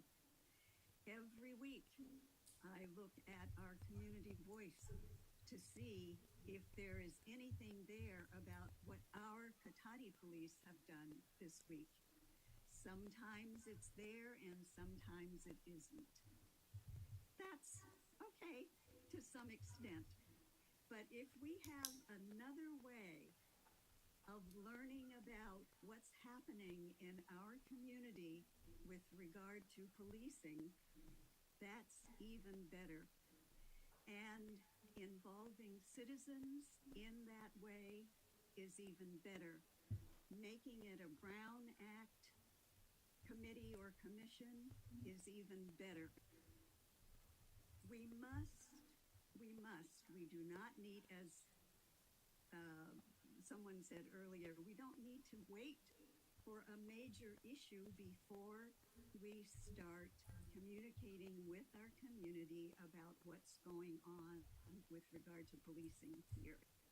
We don't need to wait for a major problem. We need to be ready for that problem when it comes. Let's get ready, people, and let's hope it never comes. But we need this. It needs to be Brown Act, and it needs to be representative of the community. Thank you. Right, thank you for your comment. The next hand I see is from David. David, you have the floor. Hello, City Council and Chief. Hello, City Council and Chief. I hope you can hear me. I'd like to thank Chief Simmons for his clearly very thoughtful consideration in creating those recommendations. And regardless of the outcome, I think this is a great step in the right direction, and this is the conversation that we should be having. To Councilor Harvey's question, which seemed to imply that there was no problem or be unaware of it, I'd answer that the problem is that many citizens don't trust the police, especially after the events of George Floyd, Breonna Taylor, Daunte Wright. Among the 1,000+ people killed by police nationwide in 2023, Black individuals were disproportionately represented among those killed. There's no benefit to us to pretending that these concerns don't exist and aren't real. And I hope we don't have to go further to explain it to our representatives. I wanted to speak to a couple concerns I have, but I'd preface it by saying that I've had nothing but very positive interactions with the Cotati police, and I don't have any reason to believe they aren't operating in perfectly good faith here. My first concern is that with so much emphasis on the committee having no investigative power and no authority to compel action, how does the city ensure that such an advisory group is anything more than symbolic? Or to take a longer term or happier view, supposing Chief Simmons wins the lottery tomorrow and retires to a life of fishing. How do we ensure openness and engagement from any of his potential successors who might not have such progressive views as it seems like he does towards these matters? From a legislative point of view, I think it's important that any ordinances we pass don't rely on the goodwill of the police or the council, but spell out, requirements, duties, actions, and responsibilities and obligations in that way. My second concern is that without access to non-public information, it might be very easy for such a committee to be unaware of important issues that might warrant their input. Or even if the police did want their input, they might not be able to offer anything useful without access to non-public information. That's all I had to say. Thank you very much. Great, thank you for your comment. Mayor Sparks, not seeing any more hands. So at this time, we will end public comment. Thank you. All right, thank you. So what I would propose is that I'm sure we have a lot of things to discuss and ideas to share. So maybe we could go twice around, each get a chance to talk. And if there's anything that we want to respond to, we can have a second crack at it if we need to. So would anyone like to start us off? Yes, Councilmember Lemus. Sure. I was just going to say I appreciate all the comments that were said, and I too agree that although maybe we're not seeing things happening, that we should be prepared in case that something does happen and have something transparent that everyone, at least that's there, like a liaison, advisory group.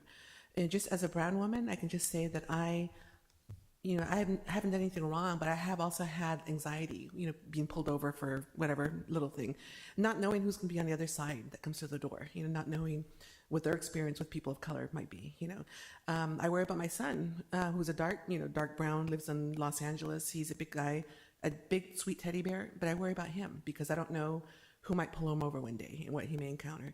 So I think even though maybe as many things have not happened here, I'd rather err on the side of safety for community members, especially community members of color.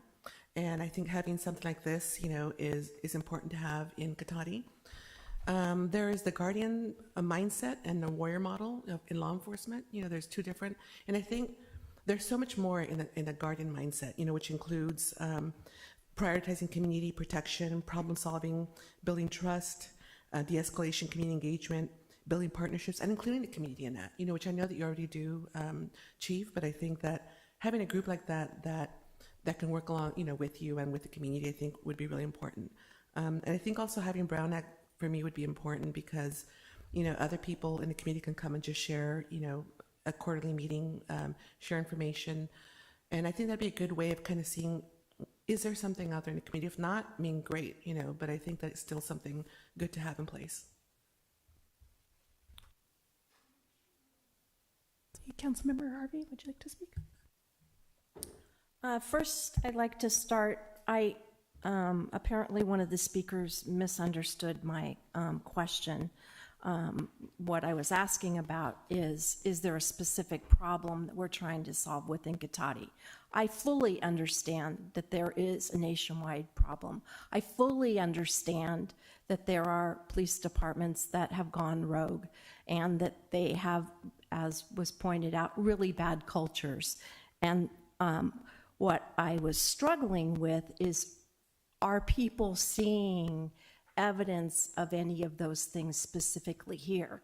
Because that is something that I would want to know about, which is also why I supported the community survey multiple times, because I like to get that raw information from our community members. So that's what I was struggling with, is I don't see in any of our surveys a lot of that. You get some anecdotal things, but I really was looking for that. So to answer that question, I do understand what's going on in the broader sense. I just have not seen it here. I am in support of making our community safe.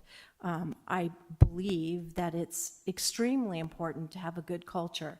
And I know that we have tried extremely hard with all of our police chiefs, which is one of the things that I think is really different than, say, the sheriff's department, because the sheriff is only accountable to the voters. Every 4 years, you get to decide whether he gets to stay or not.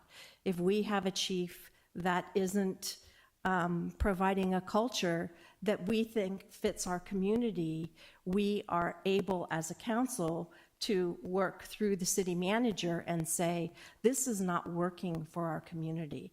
So I want to highlight that those are two very, very different things. You know, the sheriff's department, he's not accountable to anybody. So that's why, you know, that model of Valero is very important there, because no one's watching. You know, it's not like the Board of Supervisors can say, hey, Sheriff, we don't like that you're doing this or that. They can't really say anything on that. I do take very seriously that we have been elected to office. We are here also for the people, and I do believe that it's very important for us to make sure that our police department, as well as all of our departments, that our employees are doing what the community needs and desires. So I don't view that as really any differently for the police. I understand the concern that was pointed out that, well, yeah, they have a gun. I get that. But I would say that all of our employees, that we as a council are responsible to our community members. That's why we were elected to do that. As far as these models, I like the city manager, city council oversight, but would like, if we were to keep that model, I would want to make sure that we had a periodic basis on the audits. I think that would be important. And I also would think that it would be important for the chief to have, you know, some kind of more broad interaction if we were to go, you know, if we were to leave it at that.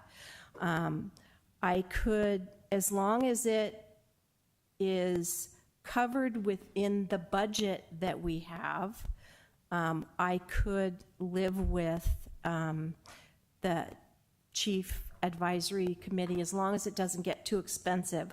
Where it would concern me, as you pointed out, is if people start asking for lots of inquiries and all of a sudden we're into the, you know, hundreds of thousands of dollars because they're having you, you know, run extra queries. And I think at one point in the staff report, it said we might have to add additional staff to do that. That would concern me, because what would we be giving up?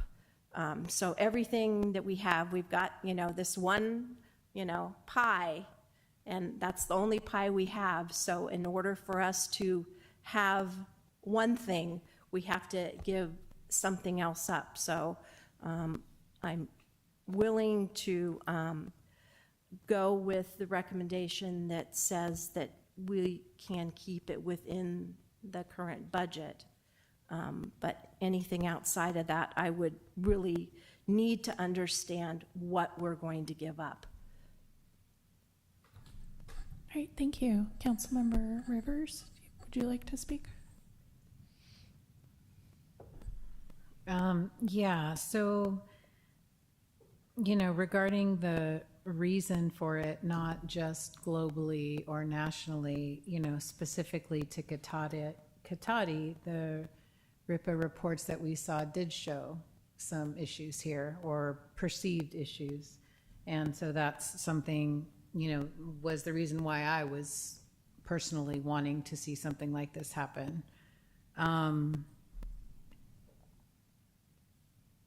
I was surprised too to see police on the committee, because I had, you know, perceived it more as an advisory committee to the police rather than the police being part of the committee. Just to clarify, the committee Yeah. wouldn't have any police members on it. Oh, it doesn't? Does not, no. Okay, good. Because when I was seeing chief committee, I was like, that was confusing to me. Okay, good. Okay.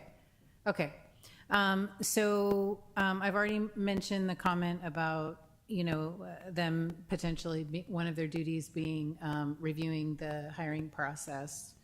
Another recommendation I would have, just going through the recommendations that were on the slide, is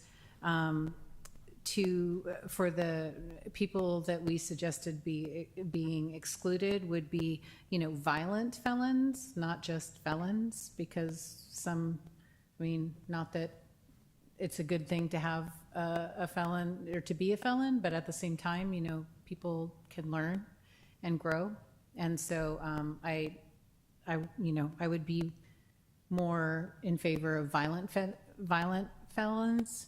And then the one thing about the removal, it said by the city council or majority of the city council, I think it might be prudent or, to empower the commission to be able to have that vote themselves, that it's not just us that would remove them, but within themselves, that they decide, yeah, this person shouldn't be here anymore for whatever reason, that they can make that decision themselves. And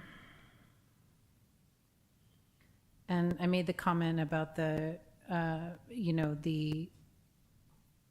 least some, again, empowering them to be able to define what it is that they need or what they want their duties to be.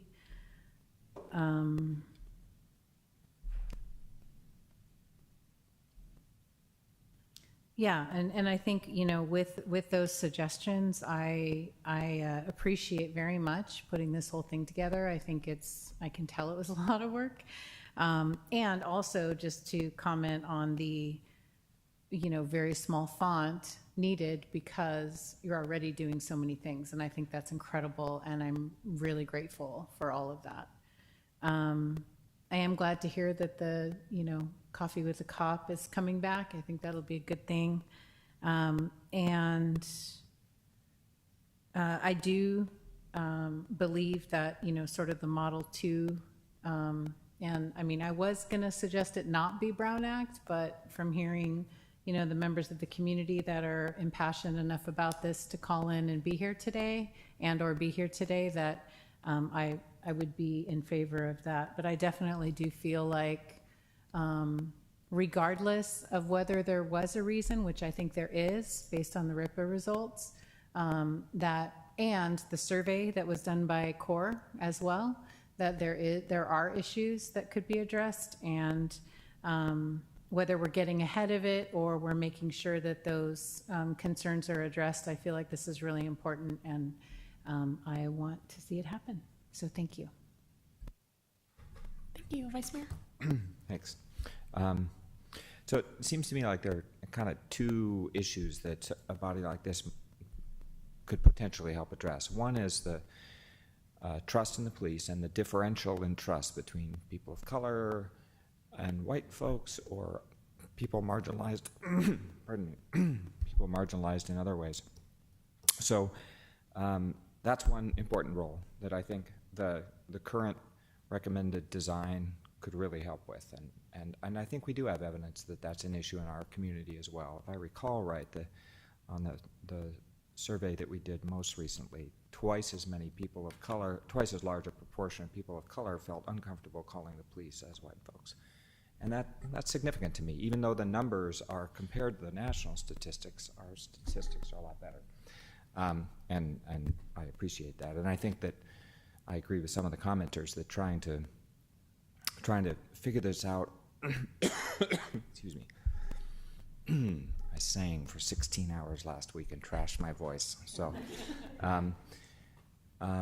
so trying to do this now in the absence of some major incident is a much better place to have a conversation. I am glad we're not just having this in response to something going south. But that is the second potential role for this kind of body, is either to, if there is some functional body that is perceived as a reliable and trustworthy go-between between the police and the residents, then that feels like a better place to be in if we do have an incident. And so the other thing that probably only your Model 4 could really address is the after something bad happens, taking an investigatory kind of stance. So if I understand right, those things like you mentioned, body number 4 would have subpoena and various investigatory powers. Does the council have those powers if we decided to investigate something, some incident that happened? Like, would those be delegated to that investigatory body from the council, so we already have those powers?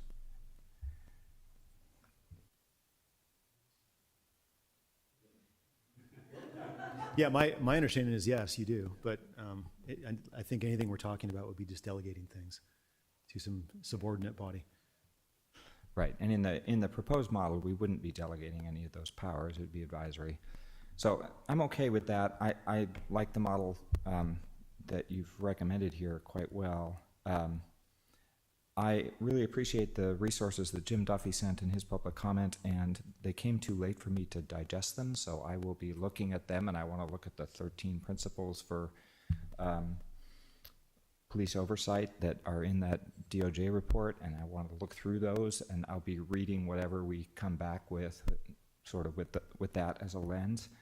I think that somebody that can help with any trust issues that are out there is really important. I think a 4-year term makes more sense than 2. 2 is just too short to get up to speed and make them correspond with council member terms, I would say, but that's my only real substantive comment. Thanks. Thank you. And I agree with many of the comments that Vice Mayor Ford just made. I checked them off my list to say because he said them. But I did have a few important points, what I'd be looking for in this model. And I do really like the proposal that you brought. I think it checks most of the boxes of what I think we need.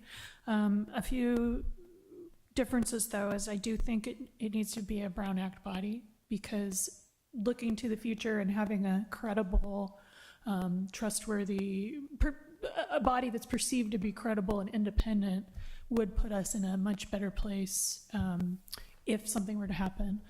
And so I think in order to achieve that, it needs to be a commission that's appointed by the council and not appointed by a panel that has the police chief as one of the folks who appoints them, just to increase the credibility with the community. And so that would necessitate it being a Brown Act body. I think that one of the things I had been looking for was that we utilize Lexipol for our police policy manual, as so many small jurisdictions do.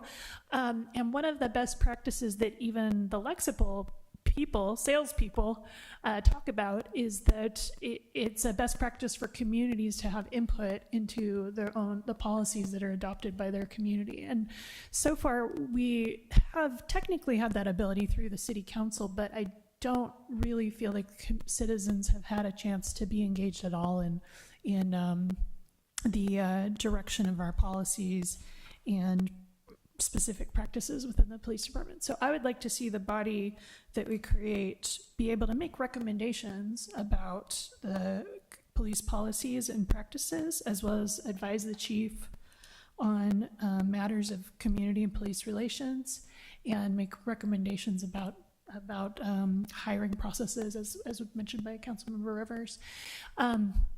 So there was a recommendation from Jim Duffy. He wrote in and said that he thought it would be important that the police chief be required to write a response to any recommendations that the body makes within 6 months or something like that. So I don't know about the exact specifics of that, but I think that that's a great idea, that there be some kind of mechanism for if the body makes an official recommendation.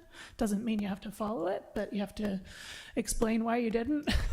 And that would, I think, be very important, because what I really do not want this to be is a body that meets 4 times a year to receive a PowerPoint presentation.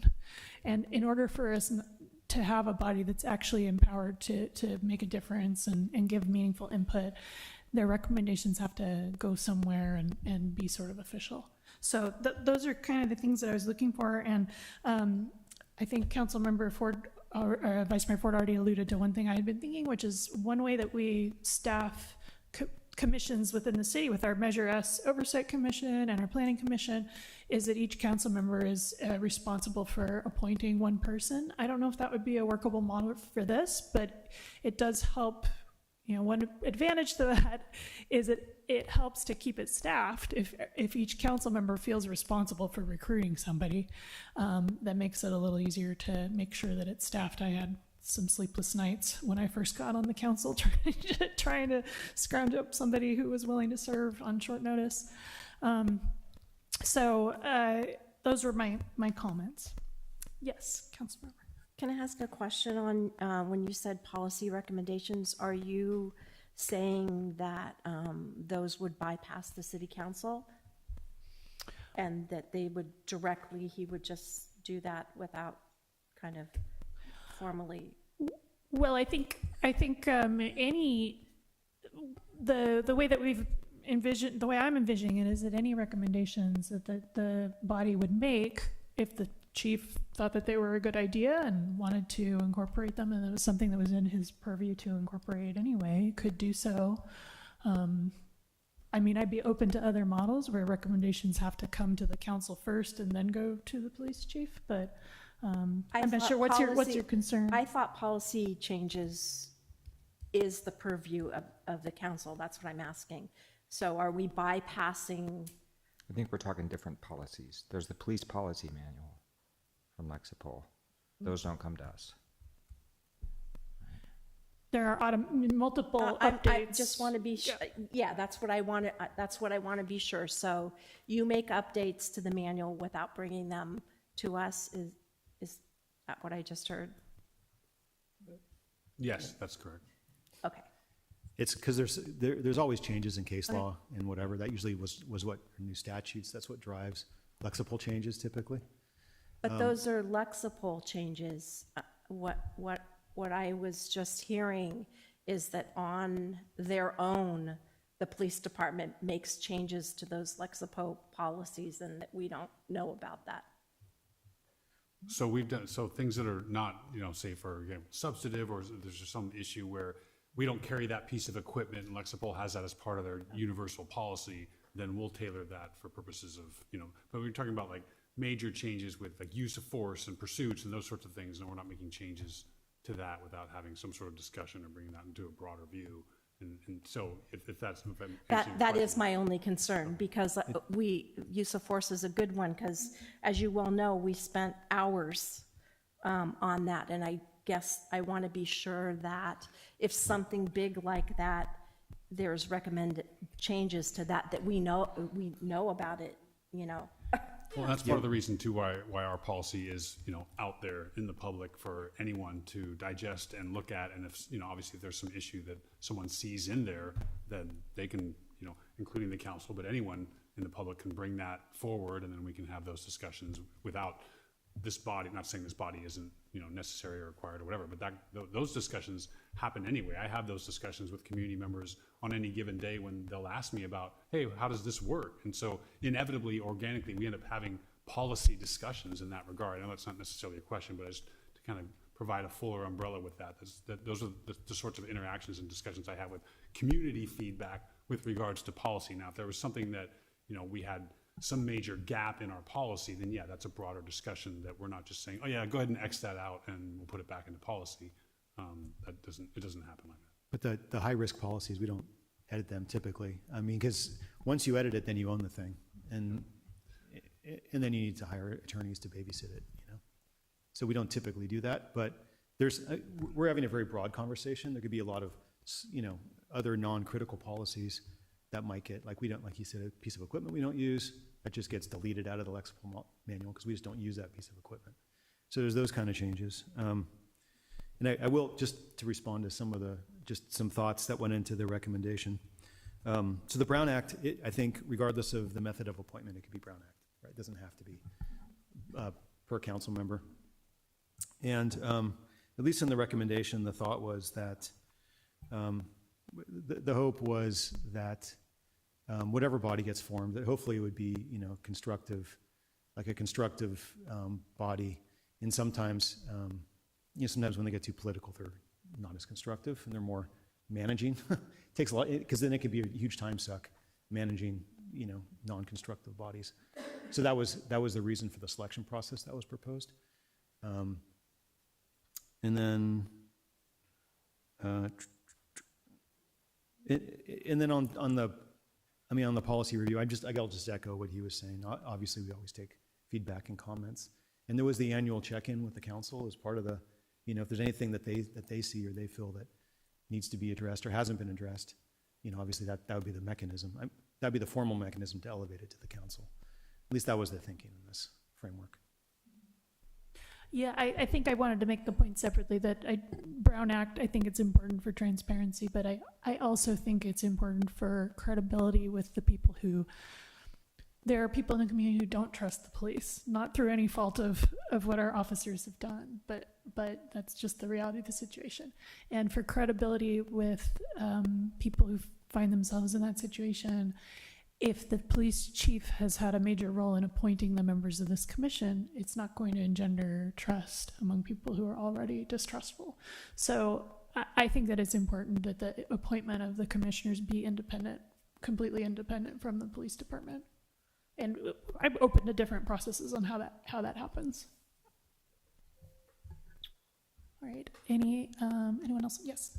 I'll add one more thing I forgot to say, which is the so the title in the recommendation is Community Police Advisory Group, and I'm not sure whether that's envisioned as advisory to the chief or advisory to the council or both. I would like to see that there be some explicit in the annual report to the council. Included in that is something like, recommended discussions for the council to take up or something like that. I know they're advisory, they're not a legislative body, and they're not, formally recommending policies or anything, but if they see things cropping up as a pattern, I want to know about it as a council member, and we can put it on our agenda, and then we have the more authority to look into things more. So that's just a slight addition. Councilmember Harvey. So can you clarify a little bit on the selection process? Are you suggesting that we would still have an application process and each council member would select from the candidates, or how are you? Yeah, so that would be my suggestion, that we have an application process. The recommendation in the staff report that had the city manager and 2 council members would be, I'd be open to something like that as well, but I just didn't think that there should be official police involvement in the selection process. It should just be independent. I just was trying to clarify, because the way you described it, it sounded like we were going to go, pick up the phone and start calling around to people. Well, we might have to do that if we don't get enough applications, Okay, was all I was thinking. Yeah, but yes, I was thinking similar to how we do the Measure S and the Planning Commission. Okay, any other thoughts or comments that folks would like to make? Yes.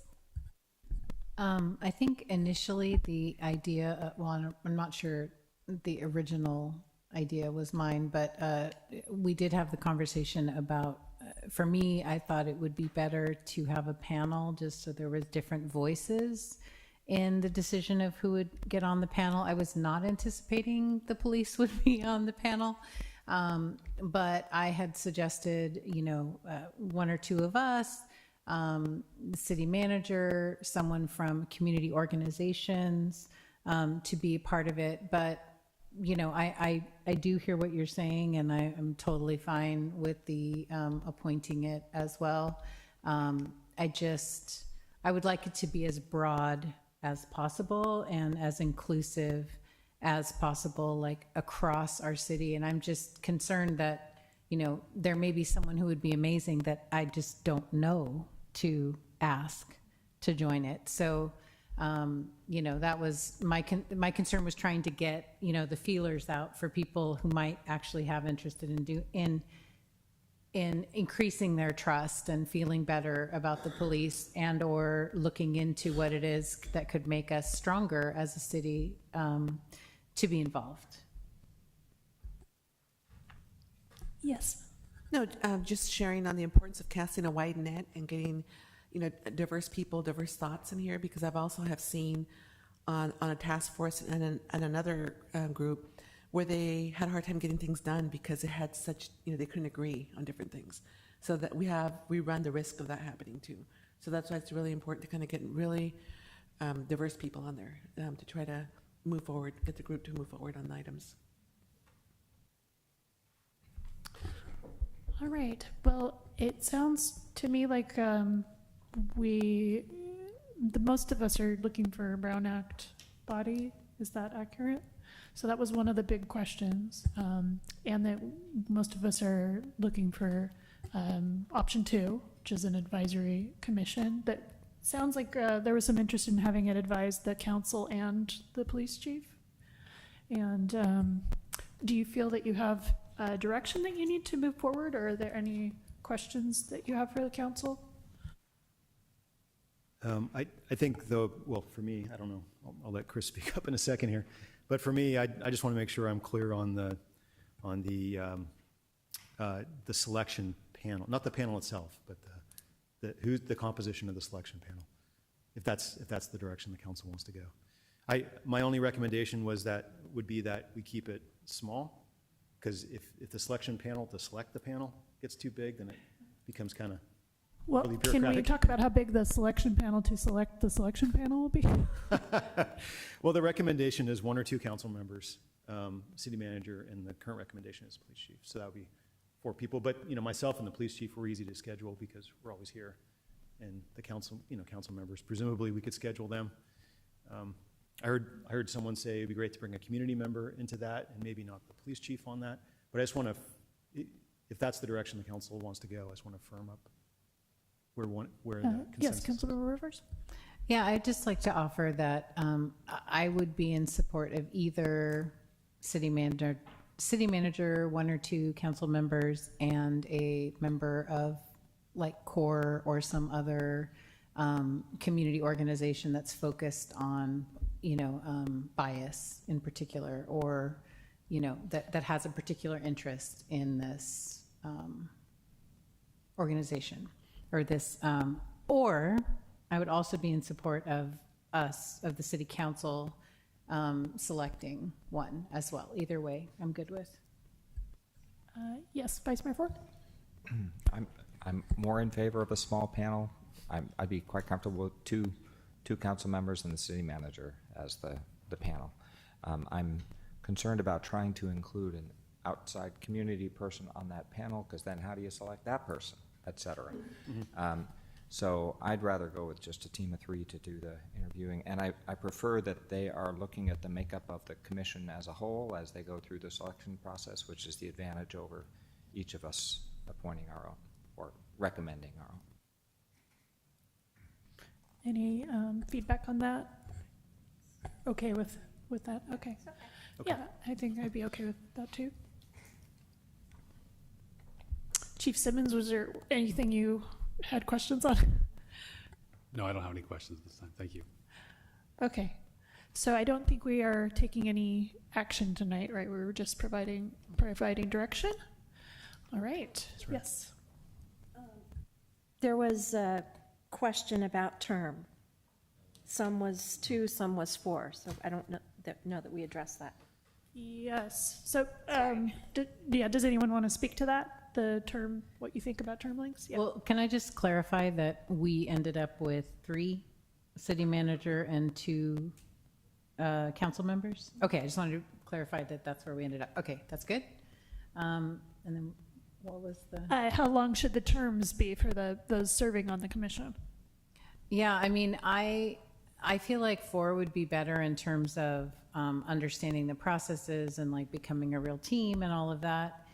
And I also, wonder if the difficulty of getting people onto the committee might be a little more challenging with a longer term.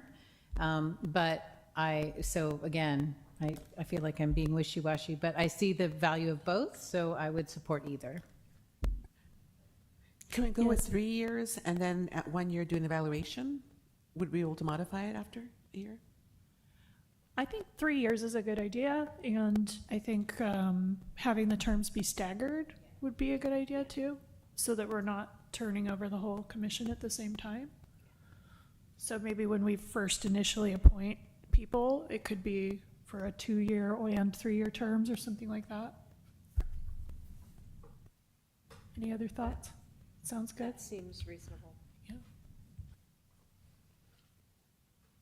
Okay, I guess we've got what we need. Thank you for reminding us about that. I'm sorry, I just. No, it's great. was Thank you. trying to- Thank you. Okay, so we are finished with item 13A, which means it's time for item 12A, the city fee schedule update, which we are going back in time for. Yes, so did you have some kind of, let me reopen the public hearing. Thank you, Mayor Sparks, for the accommodation to catch myself up to speed. So yes, I agree with the recommendation to clarify the language made by Vice Mayor Ford. And then I think the city council should consider, in order to come up with the penalty, because there's a little bit of circular language in the ordinance itself in referencing the fee schedule. And so right now, 2 times removal application fee, which in theory could just be $53 if it was 1 tree, and then 2 times the in lieu fee, which is specifically referenced in the fee schedule, which I'm sorry I didn't realize, as $128. So currently, it would be, about $300 for the penalty, which does not seem adequate. So if the council were to make the recommendation to just change the 2 times the in lieu fee to 5 times the in lieu fee, then the total penalty for removing,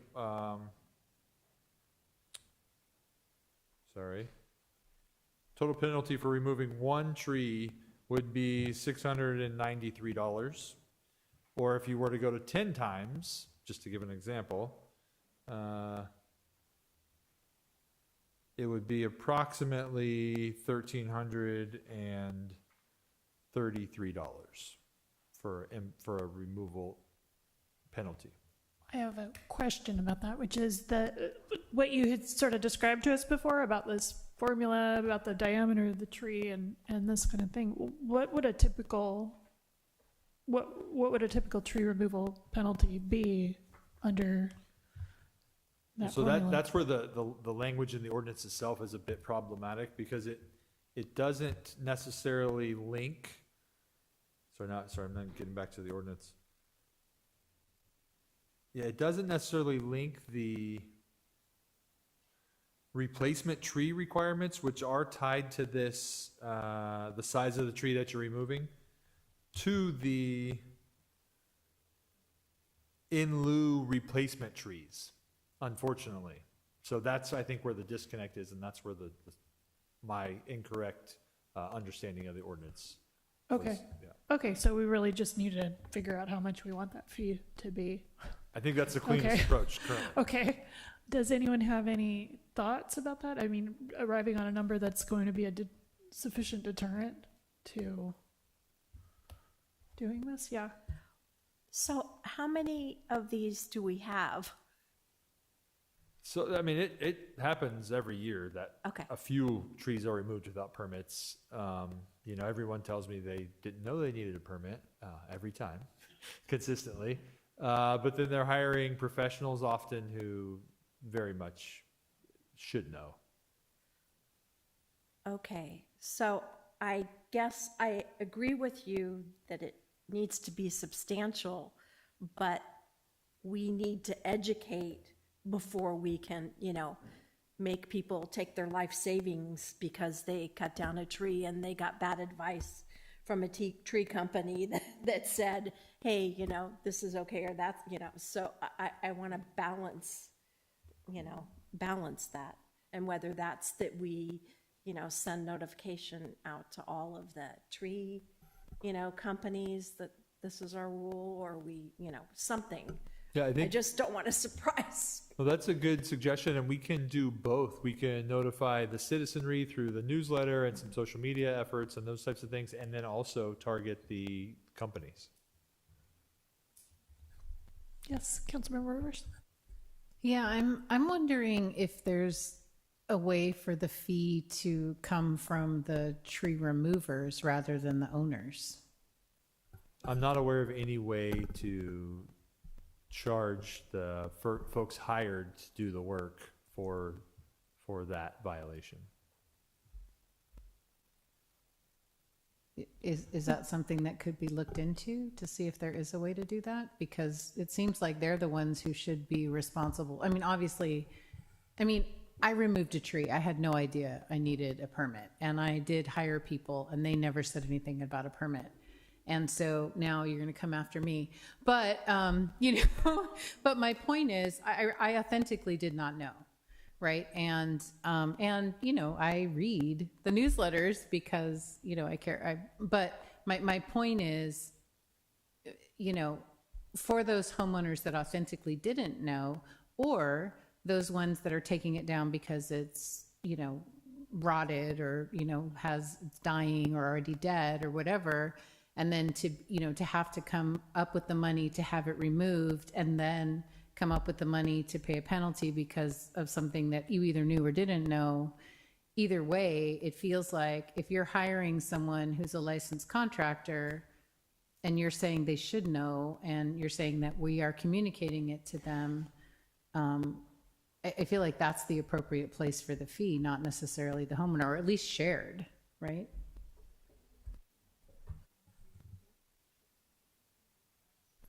Yeah. Administrative Services Director Corder just let me know that we have a one-time waiver for penalties in our utility structure. That could be an interesting model to allow some accommodation. The other thing I was thinking is what the council could consider changing the number to 5 times for this year's fee schedule, and then next year taking a look at it to decide if they think that number is adequate, if they think it needs to go up. It'll kind of allow us to kind of step in the penalties depending and get some feedback on, we can gather some data on exact types of removals, those types of things. Yes, go ahead. Yeah, because I worry about penalizing people in an emergency situation. Part of a tree could fall down, and with the permit process, because I've gone through it multiple times, you have to come into City Hall and you pay it and you fill out the form. Then they come out and they look at it, and then they determine whether you're permitted or not permitted. Then they stick a little stake in the ground, and the stake in the ground has to sit there for 5 days before you can. So I just want to be sure that, whatever we do in an emergency situation, that we're not going to be adding insult to injury to people by saying, oh, and now, by the way, we're gonna give you this big fat fine too, because you didn't wait, the 10 days. And we do have a expedited process for emergencies, but it does still require them to engage with us, and that is true. Well, I like the idea of a one-time waiver, especially if it's a tree that the permit would have been approved for. The whole point of deterring this is we don't want people to cut down trees that there's some issue with removing the tree, in which case it's too late. You can't do anything about it if they cut it down. So, but I'm not interested in penalizing folks who just didn't know, and the permit would have been approved if they'd just done it properly. So, is that something we could look into and doing a? Yeah. Okay. Yes, it would likely require either an ordinance change, maybe an interpretation, which would be a little bit more streamlined, but I'll look into it. And the thing about potentially charging the contractor rather than the homeowner, is that something you can just look into, see if it's even possible, or if other places are doing it that way, or at least shared with them? Yeah, I'm just not aware of any, but I'm happy to chat with the city attorney's office and some of my colleagues, see if they have any ideas. Just because those folks are transitory and the homeowner's kind of stuck, right? So it's that's how you engage in penalties. But okay, thank you. Yes. And I'd be in support of the 5 times for this year, especially if you can work out. I'm not a fan of a one-time sort of blanket waiver, but at one time, if they sort of apply for a permit after the fact and it is decided that it would have been approved then I'd be okay with a one-time waiver on that basis. I've seen people out cutting down trees at 7 a.m. on a Sunday, and I'm pretty sure they know they need a permit, which is why they're out there at 7 o'clock on a Sunday. So I'm not in favor of a waiver for that. Okay, so I guess we need a motion for this, yeah? Yeah, and just to clarify the couple changes that would be in this adopted fee schedule is on the fee waiver, page 9. The first 5 trees, it'll be flat, $53, so each tree will be removed. That additional description will be deleted. The penalty for removal without a permit would be 2 times removal application fee plus 5 times the in lieu fee. And we'll do some research on options on one-time waivers and what that might look like with the feedback that we got tonight. And then this wasn't really a thing, but I just wanted to remind everyone that there'll be a small change in the title of the instructor fee for non-contract classes held in city parks. This is fee schedule page 33. So it'll be updated to read fee for non-contract classes or programs held in city parks, fields, or courts. Just to hopefully make that clearer to the user. And so those are the changes that we would make beyond what you see here tonight. If I got that all right. It sounded right to me. I don't see any concerned looks from anyone else, so I think that's good. Okay. So I would be looking for a motion to... Move to approve with those changes. Second. All right. All in favor of this motion, say aye.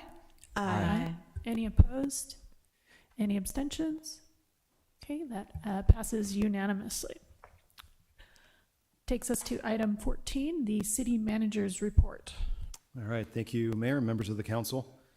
So we just goes with the theme tonight with the proclamation.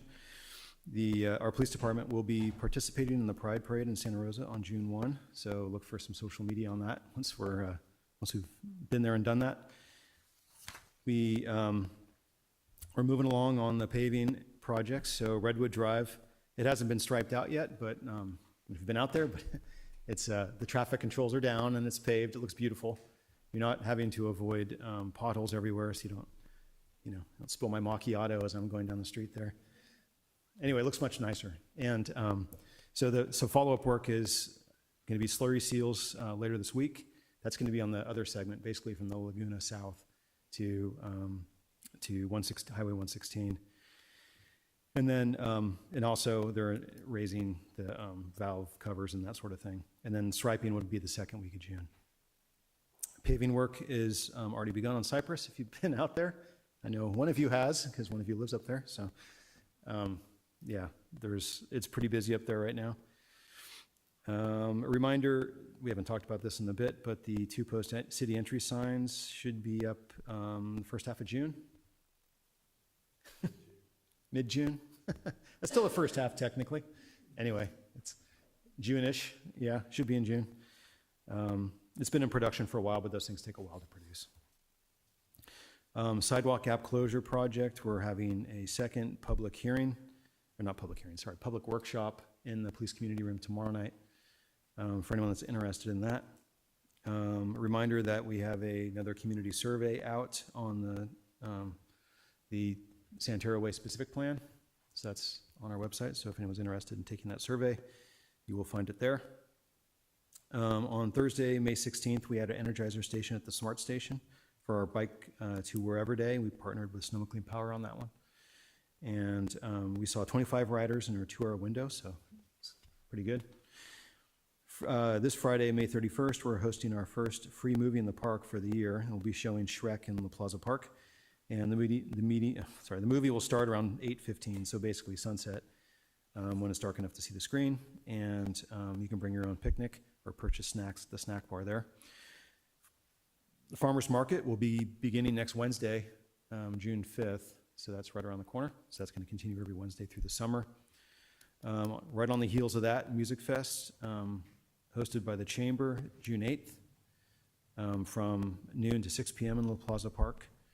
We're also going to be, with school getting out, we're going to be starting up our annual partnership with Redwood Empire Food Bank, where we they deliver us food, and we, through our recreation department, host free food for kids during the summer.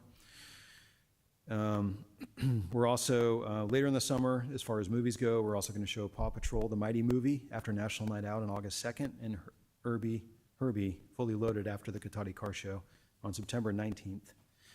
And then we have a variety of camps. It's not too late to sign up for any one of the camps that we have going on. We have Camp Cotati. It's a day camp for 9 weeks this summer, 6 weeks of Sandy Loam Farm Camp. We have a Spanish camp, multiple children's theater camps. In recreation classes, we have Zumba Gold classes 5 days a week, a new stretching and mobility class, Zumba Fitness. Those are two different things, stretching and mobility class, Zumba Fitness. And our scheduling a pickleball fundamentals class to start on June 15th. It's the fastest growing sport in the nation, apparently, pickleball. I have no idea if that's true, but I always hear that from people. So, Cotati's Kids Day is also coming up very soon. So July 13th, this year's theme is Cotati Olympics. We're currently putting together our vendor and sponsors, and hopefully you guys will be attending. We're going to be, I believe we've already reached out to council members to try to hold the time. And that is it, but I'd be happy to take any questions if there are any. Will we have to be running in the parade this year for the Olympics? I think it's going to be a pentathlon, so anyone that's in the parade has to do a full pentathlon. So a little longer than prior years. Yeah. Yeah. It's low key, trust me. Okay. Yeah. Great. Thank you. Any questions? July 13th. Okay, now we have city council member reports. Who's got a report? Yes. Yes, May 17th, I went to the mayors and council members legislative meeting, and they had representatives from our assembly and senator given just some of the current bills, because at that time they had new bills that are being brought to the floor. And so they've given us the status of those. And they said if there's any new bills, of the new ones that come out, that you want them to kind of work on or concentrate, to let us know. And that's for the next meeting. But that was May 17th. May 21st, Cotati Chamber meeting. And the big thing there was the Cotati Music Festival on June 8th. And they're looking for volunteers. I'll be volunteering at 8 o'clock in the morning. But if anyone's available, June 8th, volunteers for the Cotati Music Festival. Let's see. On the 23rd, I went to the Press Democrat. I got invited to Your Community, Your News, Your Voice, and we met with I met with Chris Fusco, the executive editor, and Eric Johnson, the CEO. We talked about Cotati, how they need to focus more on Cotati. So they said they asked kind of what's going on with Cotati, and they want to do more stories at Cotati. So that was great. And so that was on the 23rd. Yeah, and that's what I have. Okay. Thank you. All right, thank you. The reports? Yes, go ahead. I just have one.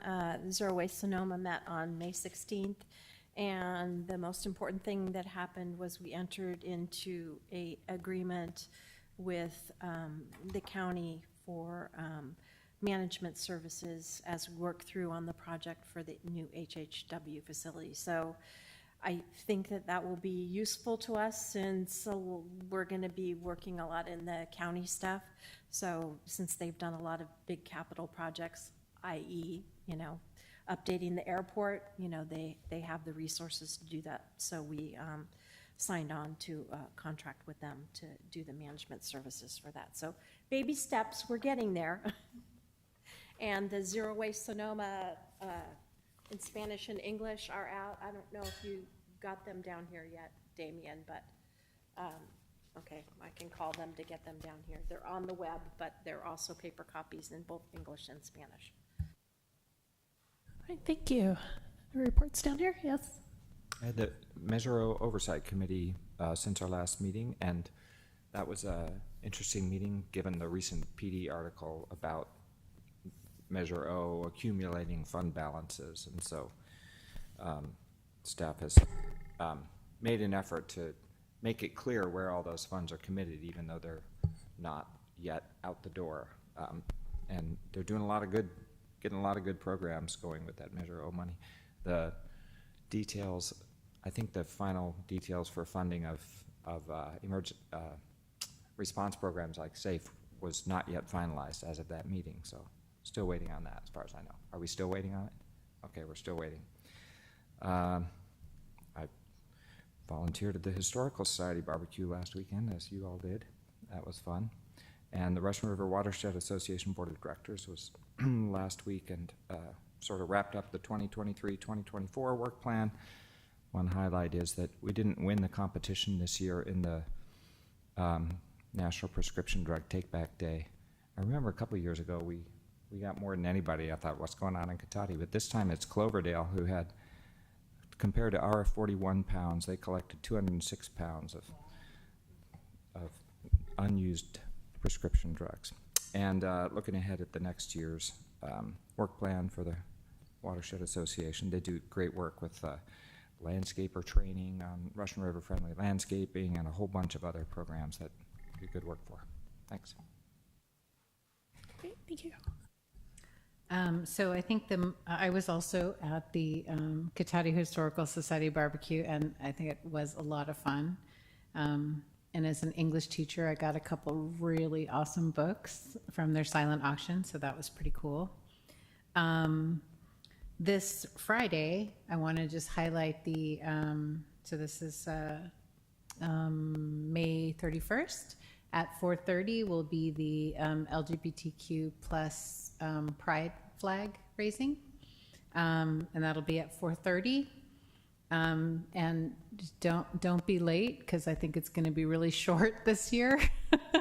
I have a speaker from Positive Images, but I have not been able to connect with the GSA at or the Genders and Sexualities Alliance at Rancho Cotati High School yet. So it may still happen. I would really love to get some youth there too, especially because my son, who was the, young gay person of color last year, has moved down to Long Beach, and so he will not be able to participate this year.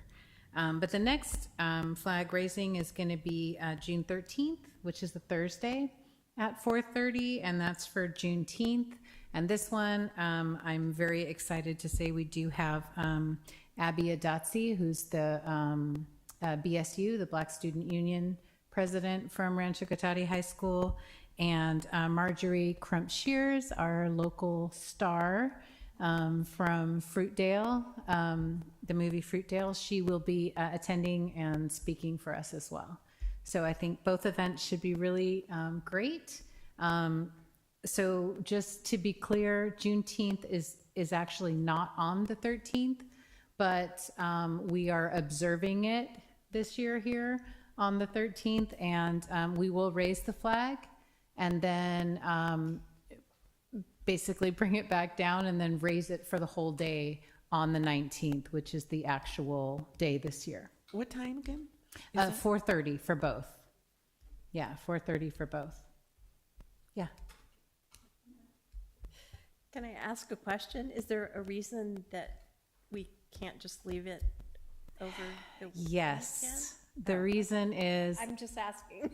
yeah, well, so the reason is I have been invited to go to the Museum of Tolerance, an anti-bias training for teachers. They're actually paying for the whole thing, which is amazing. They're like flying me down, and I'm staying in a hotel and everything. And it happens to be the 18th and 19th of June. And I didn't want to pass up that opportunity, because I feel like it would be, really informed, not just my teaching, but, anti-bias training is good for city council members as well. So anyway, that's why. Oh, no, I was asking why we couldn't just leave the flag up if you're going to raise it on the 13th. Oh, because it's Pride Month. Oh, so you, okay. All right, Does that make sense? Okay, perfect. Thank you. Okay, thank you. And I just had one thing to report. I attended the dedication ceremony this afternoon at Thomas Page Academy for the Rotary Club donated a peace pole and buddy bench to Thomas Page Academy. And the buddy bench was such a nice idea. It's a bench that if you're just feeling sad or like you need a little bit of help, you can sit on the buddy bench, and other students are encouraged to come sit with you and keep you company. They role played how to use the buddy bench and taught them how to use it. It was very nice. And the Peace Bowl has "Let Peace Prevail on Earth" written in, I think, like 7 or 8 different languages. So it was a very, very good ceremony. Yeah. So I was just going to say, Ben, maybe we can propose a buddy bench for the plaza in the future with a description of how it is appropriately used, so we can all go sit there and hear from the people. All right. So this brings us to we're not having the closed session, so we just have public comment on non-action agenda items. I'm seeing no participants in the chamber. Can we go to Zoom? Thank you, Mayor Sparks. Speaking to our Zoom attendees, please use the raise hand icon to make a public comment.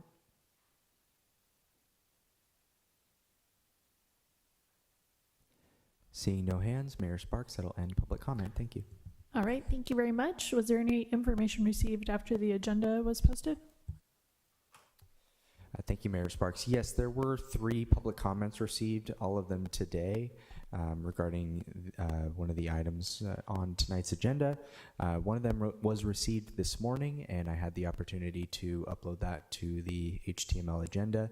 The other 2 came late this afternoon as we were getting prepared for tonight's joint meeting, so I did not have the chance to upload those, but they were distributed to the council here in print in the chamber tonight and will be uploaded to the HTML agenda. Thank you. All right. Thank you very much. The meeting is adjourned.